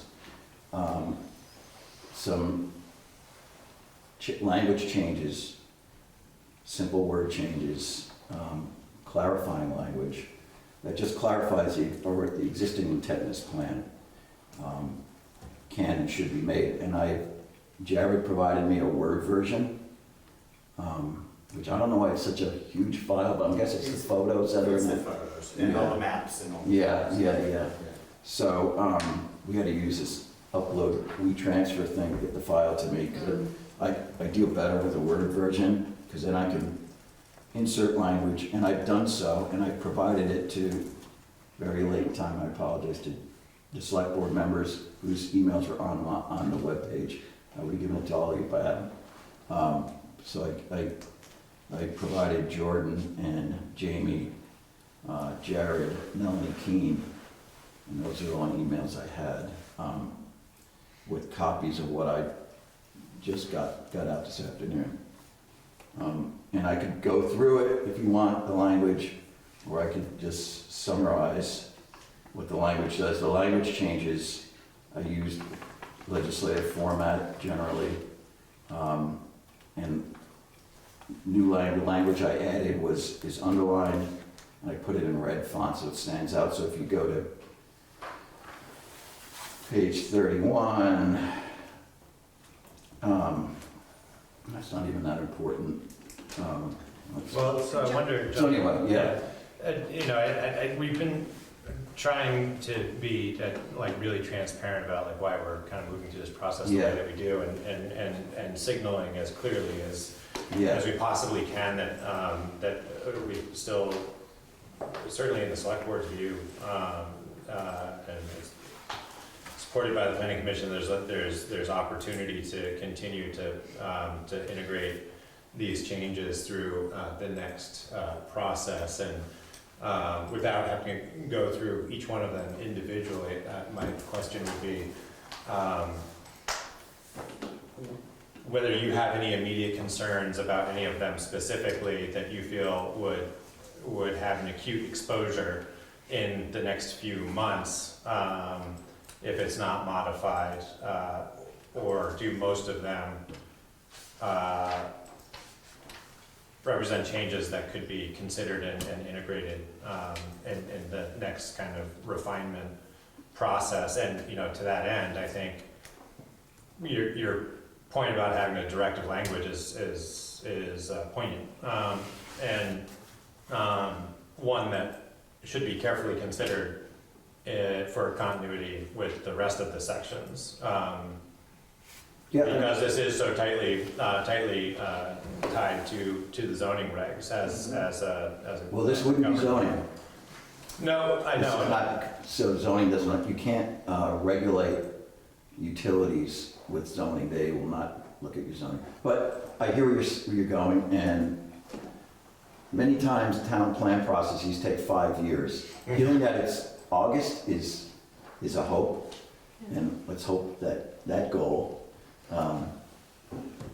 is met. Can I just ask a question, just to clarify, is it possible that the review process that CVRBC is doing would address that, John, or not in your opinion? Well, they deal, don't see that their as interest is not the finer points of what a town does. Okay. They just make sure that what the town does falls within the kind of the boundaries of what state law expects and allows for. Okay. So if you go out of bounds, they will call that out. This, I think, And they this try to language line is it more with of a region. preference, right? Like there's something as a town we would want to say, a town could- shall, must.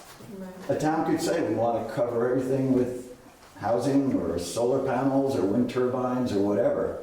And that may be okay as long as it's not taking out, I don't know, core forest or something, a wetland or a river corridor or something. But their review is very broad. But I think what I'm suggesting can wait for the following reasons. One, you're getting to it right away. Yeah. Two, well, and by the way, I've given you really short notice. I apologize. No notice. And the other thing is that the cost, the things that are driving, well, at least on the energy front, these projects have been, the availability of public monies, grant monies, and legally or not, the Trump administration has reined back pretty much every single grant, I mean, in some ways very cruelly. That plus interest rates have skyrocketed, and 3, the tariffs on parts and pieces for these projects have caused basically these projects to be not viable, at least in the near term. So I don't see that guy from Chile Sorry, getting off his leather couch and leaving the view. So I think Mr. Lilly's gonna have to keep his car Out anyway, right? keep the cattle on it. With all the land that I own, I hate planning. I plan myself. I think I've done a pretty good job of keeping things back. Well, I'm gonna plan it for you now. Ah, the hell you are. And, you know, I don't like planning. If you own an acre or 2, that's fine. Planning. So, as much land as I own, I don't like anybody to come in and tell me what I'm gonna do with it. You know? And Hey, would you let me finish and then you can go no, on? shit, you talked all night. Damn it! Well, I wanted to make sure we stay on track here. And, So yeah, I think this stuff can wait. Okay. But if maybe Jamie and Jared can get to the rest of you guys. Yeah, And we can. there's an email that I follow, so there's a WeTransfer file. Yep. It's just its own email. It Yeah. says this junk came from John Bravant. And then there's a follow-up email sent to, at least you two. Yeah. There's a general. Yeah, you can, it's. And it just lists. The Selectboard it'll get to all of it us. goes to all of us. Okay. You got us all, don't worry about it. It was just an hour before the Did meeting. I send it? Select board act? No, you- I did? It was. I didn't see it. No, it's on the YouTube. But I'll, yeah, okay, yeah.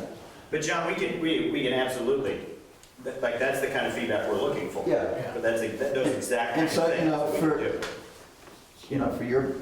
for ease of whatever, consideration, incorporation, whatever, understanding, Yeah. I put it in a format that, is what's generally used at the legislature, so you know what Right. language should go and what language replaces it or gets added. So that's just basically it. I also provided language for cell towers, because you have broad goals, and you even have statements as to how high things can be and where things can be, but it'll be ignored if there's a project of any consequence here. So that's it. Well, we will absolutely take Yeah, that into so you got consideration. it. Absolutely, John. Thank you. Okay. Thanks for Thank you. reading it. Thank you, yeah. Sure. Yeah. What my problem is, when we got, One problem? yeah, one, I got lots of them. But I look at this whole board and what's going on here, and most of it is from Maple Corners.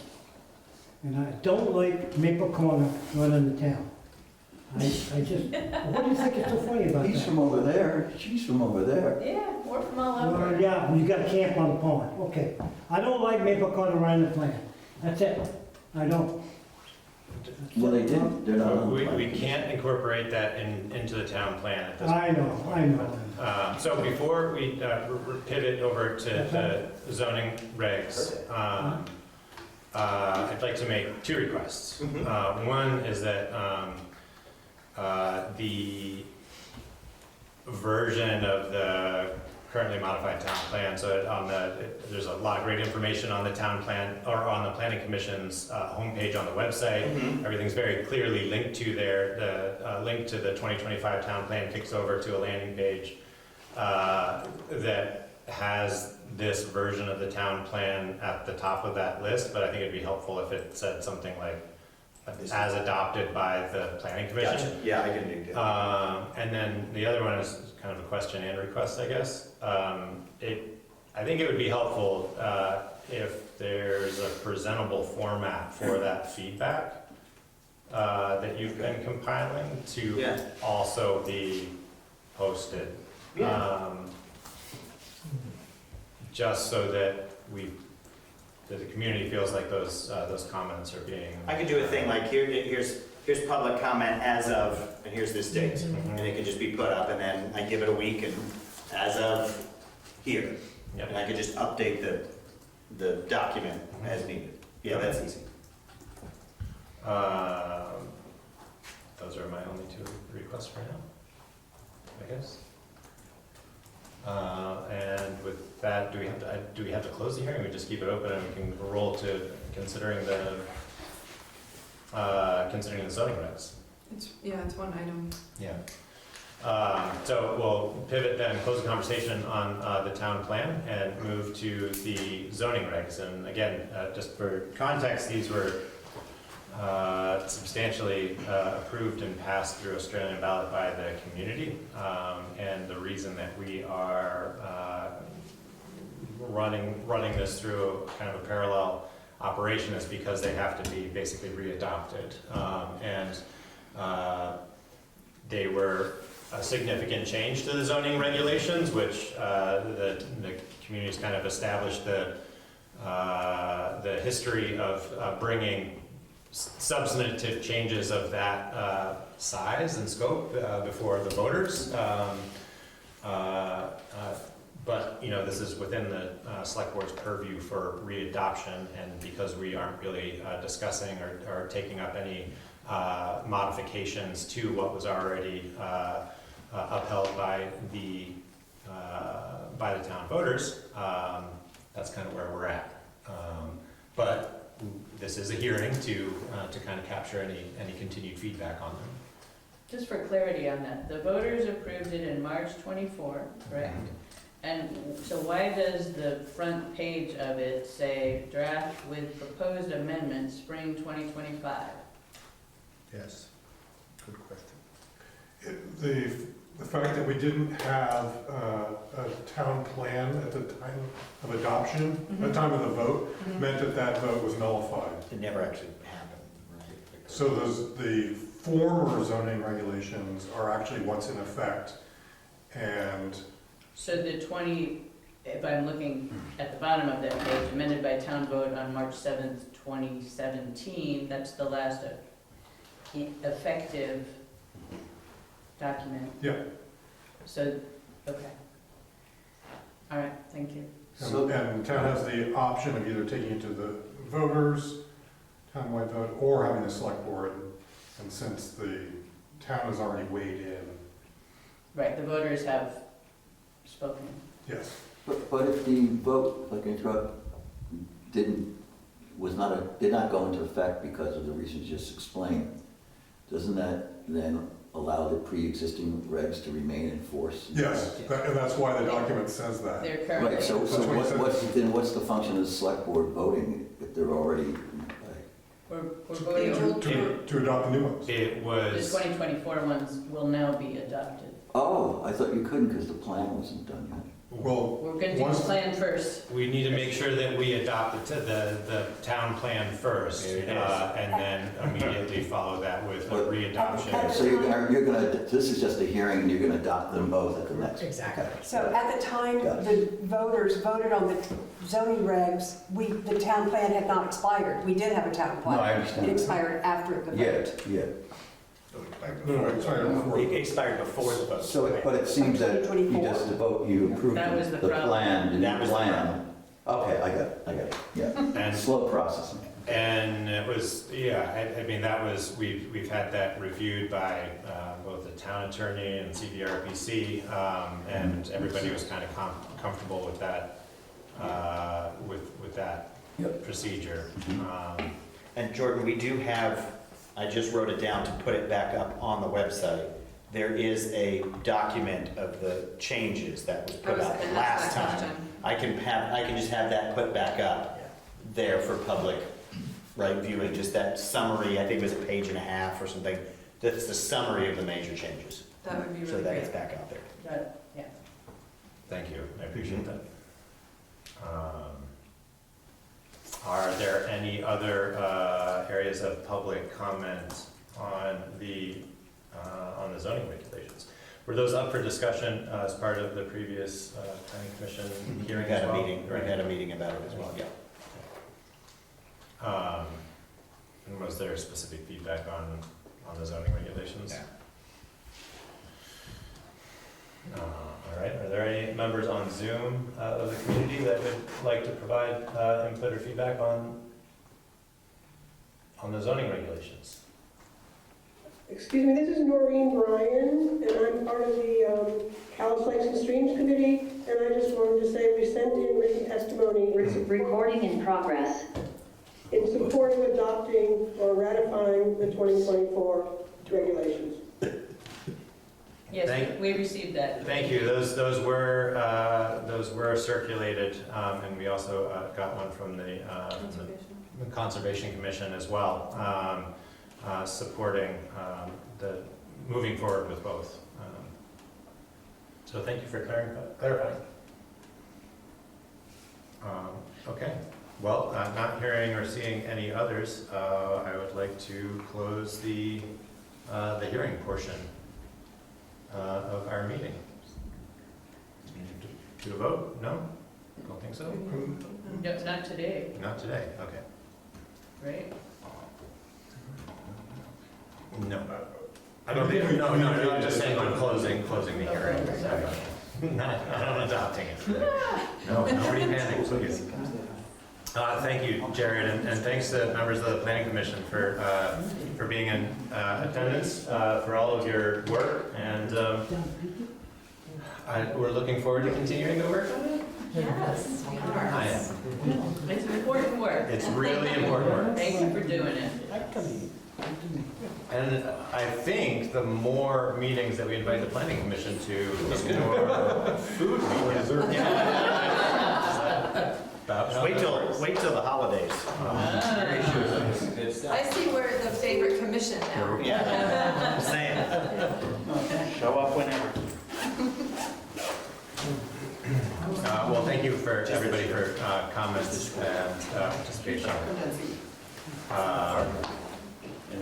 So the next item on our agenda are appointments. And Jordan, oh, you want my report? sure, that would be great, Tegan. You don't have to, I can go. No. We've been moving things around because we were moving ahead of schedule, and we had gotten reports from Ordinance Advisory and Kari, and I didn't see you on Zoom, but that would be great if you could. I was here and I was ready to give my report, but you did ordinance and then Kari, and then you jumped into the hearing, so I. I'm sorry. Okay. I wouldn't make a big deal out of it, but it's been kind of a busy week. Yeah. We did the changeover from our in-house server to the cloud with 95% of what's on our server. So that happened at the end of last week, and we are now starting to play with that and make sure we all know how to access things. And the biggest victory came today when I showed Barbara what the change was, and she said, "I think I can do this," which was very exciting. The changeover. So Michael Moreland and I have been working on that. It's going well. Another thing, I went to a clerk training last week. I learned some good stuff. One thing I did, I talked to a bunch of treasurers, and they do all have check scanning, and they don't pay any money for it, and they do love it. So that was sort of a consensus I got from a bunch of experienced treasurers. Did you get the names of their banks? Well, one of them was the Community National Bank, right? The one we don't have, the other community. But it seemed like it was a couple different ones. So I didn't think we'd want to switch banks, but there are other banks that do it for free. Tomorrow, I have a training to learn about the new elections portal the state is doing. They've totally changed their portal for election management and managing voter registrations and elections reporting. So I will learn all about that tomorrow. And then Sarah Copeland-Hamzis is doing meetings. She has 2 this week. You could sign up for one of them as a clerk, just for the clerks, to talk about the SAVES Act that is moving its way around in Washington, and what it would mean for us, and what Vermont is doing to try and prevent this from going through. So I'm really looking forward to going to that and finding out everything I can about what we can do and what we need to do if that goes through and comes down the pike.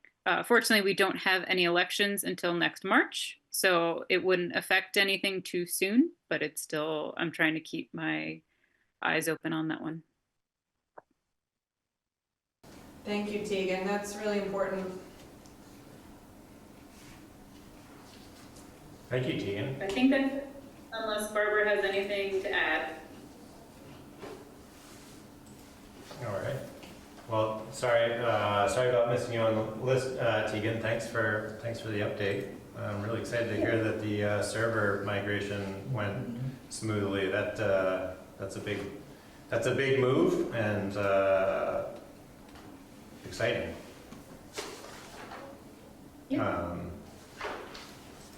All right. So moving into appointments. So just a kind of a quick review of where we are and where we're going. So at the end of Kari's memo, I've added some notes to kind of help keep us organized around appointments. So in the previous meeting, in March 24th meeting, we had interviews with individuals who were new appointees who had brought themselves forward for consideration for various appointment positions, and then that certainly took quite a bit of time. But we put the decisions table the decisions to this meeting. So we had the opportunity to hear from the appointees about their interests and backgrounds, and ask questions that we felt needed to be asked. So right now I've kind of structured this to consider each of the individual appointments and make a motion for them. But we can at any point with a majority vote go into executive session to have any further discussion if anybody feels that is necessary or appropriate. Does that sound like a reasonable way to kind of proceed through those? If we do feel the need to use executive session, it's most appropriate to do that to consider one decision at a time. You can't go in and consider multiple decisions at the same time. So I'll count on anybody to kind of raise their hand and express that interest, and we can kind of take a poll of whether or not folks feel we should do that. I also wanted to kind of prepare some of those so that we could appropriately appoint folks to what their term ending time is. So in no particular order, the first one was that for a couple of the positions, we made the decision previously to make some appointments so that folks could participate in meetings that were upcoming. So the first one is a motion to ratify the appointments that were agreed upon during the 3/24 Select Board meeting, which include Christine to the Conservation Commission for a term ending in 2026, and Gary to the Historic Preservation Commission for a term ending in 2026 as well. So can I get a motion? Does anybody need to discuss or need any clarification on that? Just catching up with you. Yep, gotcha. Okay. Should we do them one at a time? I was just considering this a ratifying vote of both of those. So I'd entertain a motion to ratify the appointment decisions that were made. No, I mean last time. I can't find that we actually appointed them. We didn't, we just kind of voted on, we made a vote to decide to appoint them. You actually did appoint those two, you actually appointed them. If we're going back in. But the appointments have not been warned, the interviews have been warned, but not the appointments. Right. So I don't see it in the minutes from last week. Last time it may be there, but we're making the appointments tonight.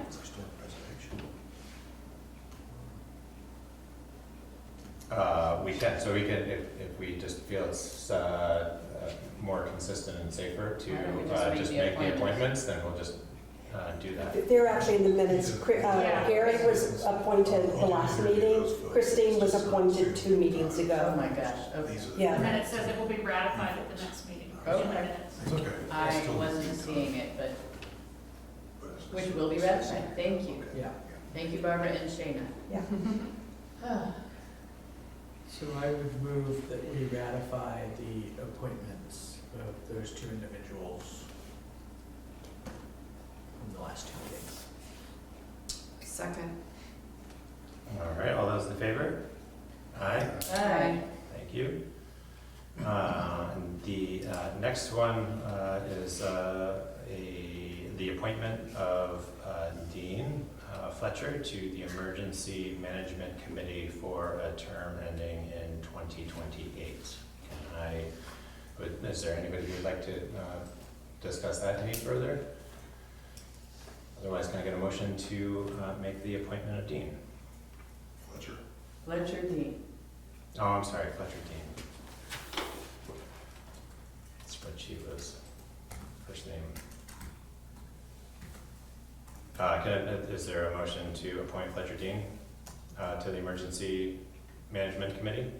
So moved. Is there a second? Second. All in favor? Aye. Aye. And no opposed. And the next Emergency Management Committee is a motion to appoint James Daly to the Emergency Management Committee for a term ending in 2028, as well as an annual appointment to Emergency Management Director. Is there any further discussion of James before making that joint appointment? Everybody comfortable with the joint appointment as? Yes. Okay, I got a motion. I move to appoint James Daly for both Okay. stated positions. Second. All in favor? Aye. Aye. Any opposed? No. And then we have the DRB. So we have applicant Harris Rowan, a motion to appoint Harris Rowan to the Development Review Board for a term ending in 2026, which is the open position on like full seat, I guess, on the DRB. Does anybody have any further discussion about that motion? Or can I get a motion to appoint Harris Rowan to the Development Review Board, please? So moved. Second. All in favor? Aye. Any opposed? No. So we had one other applicant for the Development Review Board. And while I appreciate Paul's willingness to look for opportunities to serve for the community, I feel that he wouldn't be an appropriate fit for the Development Review Board. When he initially expressed his interest in being appointed to the DRB, he was clear about stating his intention to bring a conservation perspective to the board's proceedings. I've personally witnessed Paul's very impassioned interpretation of the zoning regulations and how that's been influenced by his perspective, and I've got concerns in the absence of a specific relevant experience that he'd be able to serve in that role objectively. So I think this is an important conversation, and that we need to be deliberative in making these appointments. It's not an easy opinion to hold or express, but I wanted to express it anyway. I regret not having the opportunity to do that in the previous meeting, but it was a pretty long process of interviewing a lot of folks. And Paul, I believe, is still on the call. Might have stepped away. Looks like I still see him on there. No, I mean, he's there, but. Oh, I see, yeah. He's present. So, and obviously, there's some clarification that needs to be updated in the minutes. That was by no means intentional by any stretch of the imagination. So, so I don't know if anybody wants to have any further discussion about that. We can either do it now or we could do it in executive session. I just have a question about the number of openings, vacancies, because I'm looking at the chart that probably Barbara. Well, so that's another item that I think I'd like to get into for sure. So we've been trying to define kind of a more deliberative approach to making these appointments, and it's taken a lot of time to kind of solicit feedback.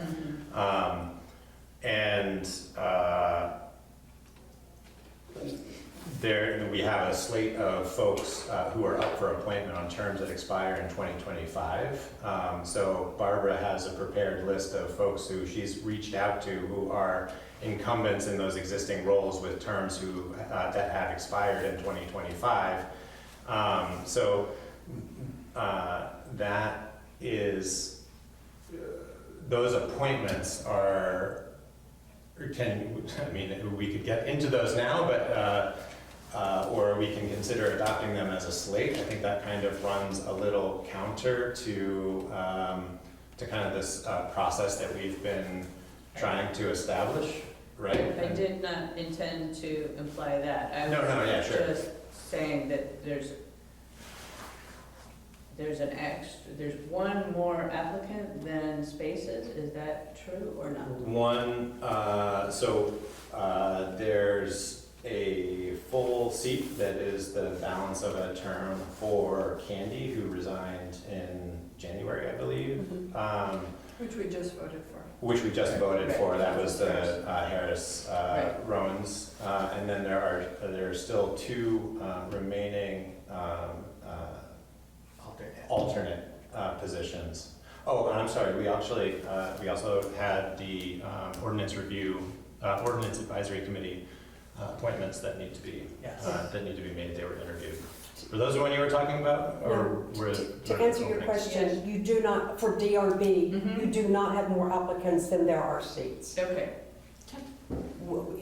If someone were to be appointed as an alternate tonight, you'd have one vacant alternate seat remaining. If you don't appoint an alternate, you still have two open alternate seats. Okay. Thank you. It's And the we have one alternate seats existing that are alternate. open.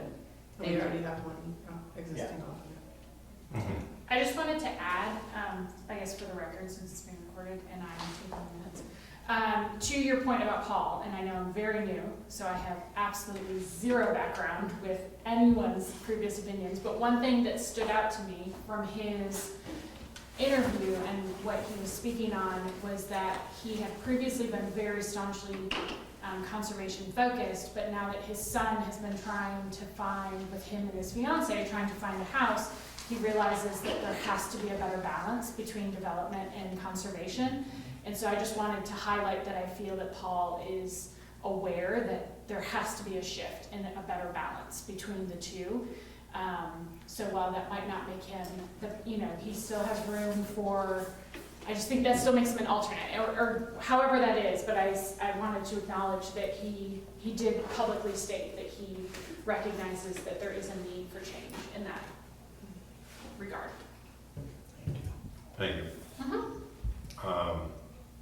And all more reason to make sure that we're capturing that sentiment, I think, in representation of his comments from the previous meeting. I'll make sure when I go back. That would be great. I really appreciate that.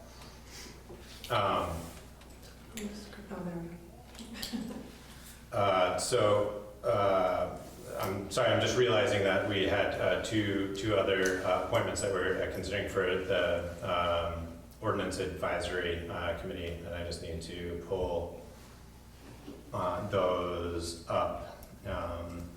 Are we, Let's Or, finish. yep, can we finish? we can, the- yep. yeah. Let's finish that discussion. Sure. Or if there's any other discussion.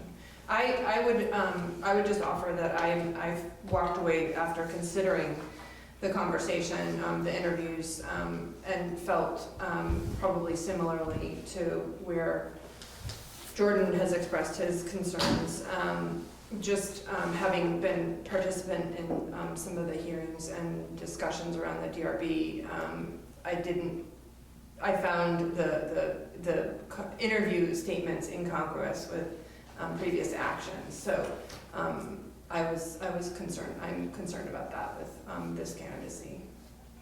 So I'll just leave it there. Thank you, Barbara. Is there any further discussion of this? It's not a particular action that's being considered, but do you want to wrap it up before we move on to other appointments? Okay. So we have the Ordinance Advisory Committee appointments that include, at this point, Emily Trudeau for a term ending in 2026. Does anybody want to have any further discussion about Emily before making that appointment? Just reiterate, as discussed previously, the Ordinance Advisory Committee supports Emily's nomination. Thank you. I concur. So can we, can I have a motion then to appoint Emily Trudeau to the Ordinance Advisory Committee for a term ending in 2026? So moved. Second. All in favor? Aye. Aye. And any opposed? No. And then next is also an appointment to the Ordinance Advisory Committee for Marge Sweeney for a term ending in 2026. Is there any discussion of that item? I move to appoint Marge. Okay, thank you. All in favor? Aye. Aye. Any opposed? All right. And I just want to acknowledge that we did have one other applicant who, Dot Helling, who withdrew, which I think is a shame. I think she'd be a good fit for that. I think she clearly has a lot of experience with the town and understands the importance of the interplay of these ordinances. So, you know, She we gave still us some very good feedback on that. Yeah, and I know she had already submitted. She just had kind of conflicts of time commitments that she didn't feel like she would be able to apply herself fully, which I think is a pretty admirable recognition. So. You know, that's an open invitation that should things change, this is still kind of an evolving committee, and I hope that she continues to participate in those conversations. And if anything changes, we can consider future appointments, but we still have a few open spots in that committee. That's what I was gonna add, sorry. Oh, no, I'm only curious, just from a procedural standpoint, for alternates, do you have to appoint alternates too? Or is that, because I see... That's only really for the DRB. I think that's the only one that we actually have alternates for, because they serve in a quasi-judicial capacity, and the Ordinance Advisory Committee is just an advisory committee that's doing work. Yeah. No, but because there is a DRB alternate on the list that Barbara provided, and that wasn't appointed, so I was just, do we need to circle back to? They just finished that discussion, they're not gonna make the appointment. We're not making that appointment I at just, this time. that was my clarification. Okay, Yeah, thank you. Can someone just quickly share with me the ordinance committee, like where we stand with the Ordinance Advisory Committee in terms of membership and? So it's currently Bill, Tegan, myself, Jan Olson,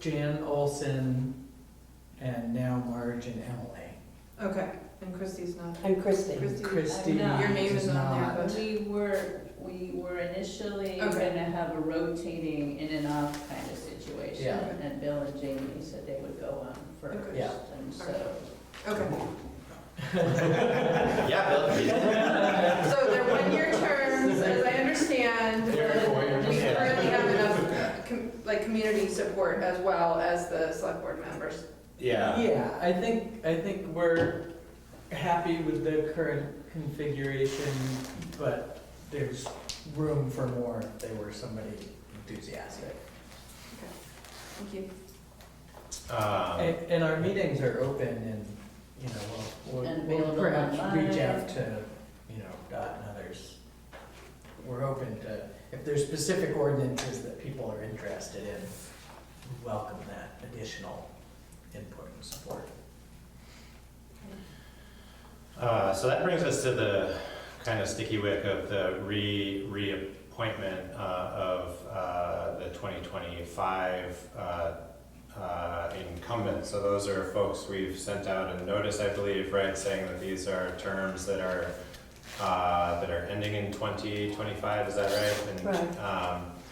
So we don't have any contested, for lack of a better term, positions, and everybody has expressed an interest in reappointment, is my understanding, right? Right, so the first step I took back in early January was to ask the select board, are there any that you would not be interested in reappointing?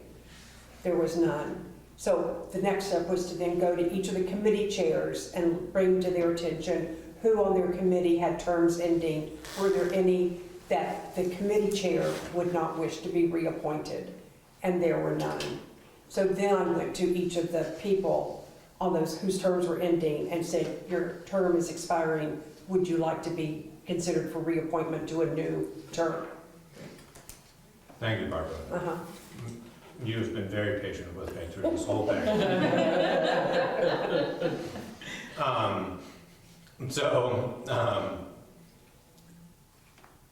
My personal opinion on this particular item is that we've been trying to kind of set a deliberative precedent for these types of things. There's been a lot of conversation back and forth about what our defined process or procedure is for making appointments, and it's hard because there are so many of them, and you try to be deliberative about it, and then all of a sudden you find yourself out of sync with the appointment schedule and all the other business that needs to be considered. My view, so I guess my preference would be to table these particular appointments on this slate, or just adopting the slate without having an opportunity for us to visit as the select board of adopting a appointment policy or procedure, which I kind of alluded to this in the previous meeting, but I've been taking a look at the Barrie City has one, and I think there's some pretty poignant things in there. One of the things that it addresses is what the actual expiration date is of appointments, and it air gaps it from the election cycle, so that you don't have a situation where you're just trying to get appointments processed as soon as possible after town meeting, so that if you do need to make a call or make a change, there's the opportunity for folks to do that. And so I'm sorry, can you Yep. clarify for the people whose terms, this long list, expire in 2025? We don't know when in 2025? Right, We don't know, like, the date. right. We don't know the month? There's not a the specific, season? We don't know. I mean, historically, the reappointments have happened, shortly after town meeting. And we had the new Right. configuration of the Which I select just board. went And so it's Right. always been called Okay. 3-year Okay. term ending in a year, but not, no attention paid to the specific dates. So And so interesting. Jordan and I have been discussing, and like this model that Barry uses, where the appointments go with the fiscal year, right? And so that gives the new select board a Until couple of June months. or July. Right, to go through a process. So, And it defines the term as ending at a specific date. okay, I see. very interesting. So, yeah, go ahead. All these people are willing to continue to serve, so they're not about to disappear on us. Right. Right, and I guess, So we have Yeah. for a few months. and that's my argument, is like, if it's not clearly defined of when the term ends, like, they're still serving in their role, and it's still 2025.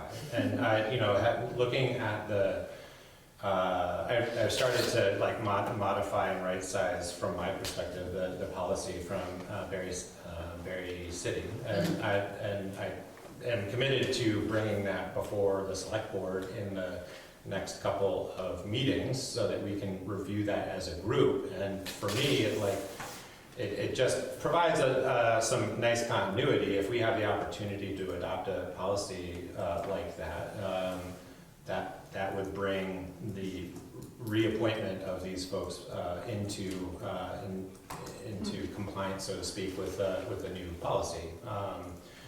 And yeah, so that is my proposal, and I just wanted to test that rationale, I think, with the rest of the select board. And ask for Barbara's patience for just a little bit longer. Because I think we're in a really good spot. We're doing some pretty good work around being deliberate about these. Yeah. So your proposal is to come back with some sort of proposed protocol in a couple of meetings? Yeah. And that would likely have a 2025 expiration date, or a term expiration date of June 31st. Or June 30th. June 31st. See if we're paying. Listen, Kari appreciates this as a leap year, baby. I was definitely going right there. We'll just have to wait for June 31st to come around.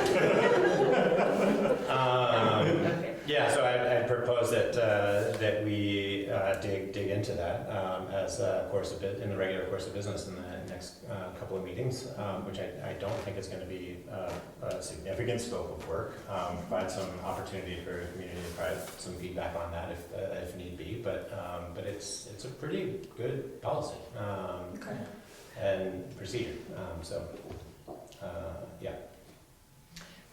I think it's work to do and to be specific so folks know what they're signing up for. I just would want to make sure that these folks know there's no problem with their candidacy or you know, we want them to continue. So anyway, I just think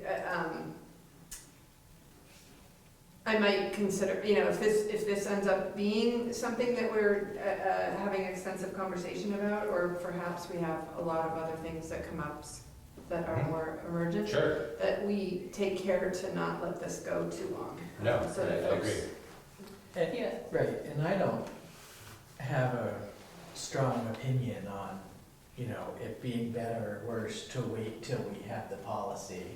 But yeah, that we could just approve them and You then know, I think, we can talk to them about whether they want to accept that as June Right, 30th or not. yeah, I was gonna say such a thing, but yeah. right, I mean, I can see both, you know, benefits to both sides, and I don't have a strong opinion unless anybody, I don't know if Well, can Others. I ask Barbara, I mean, having talked with all these folks, did this come up at all? Are they confused about when their term ends, or are they assuming they just keep going, or is there a... So some of them may be confused about when the term ends because we've never been clear.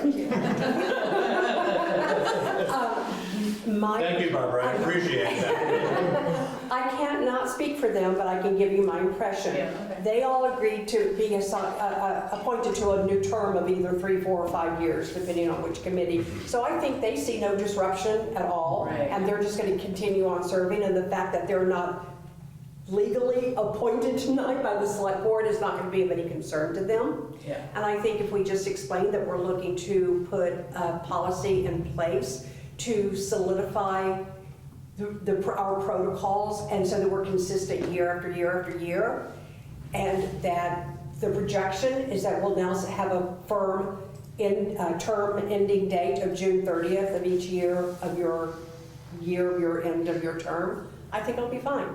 And I do like the idea of having a hard date for everybody.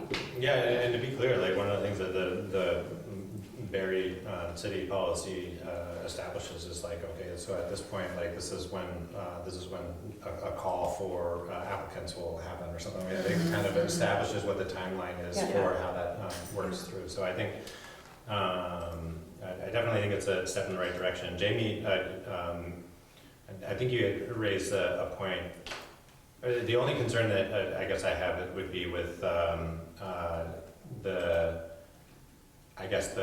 legal status of the appointment, particularly for like the DRB, who may need to serve, obviously, and their quasi-judicial capacity for reviewing an application. I'm not as worried, I guess, about that because we just don't have it defined one way or the other. I'm committed to reaching out to CVRPC or the league to see if they have any specific guidance on what, short of saying specifically when a term would end, whether or not we need to be concerned about that. Right, if our We historic could just declare precedent they end is. June 30th right now, and then we know that these guys go till June 30th.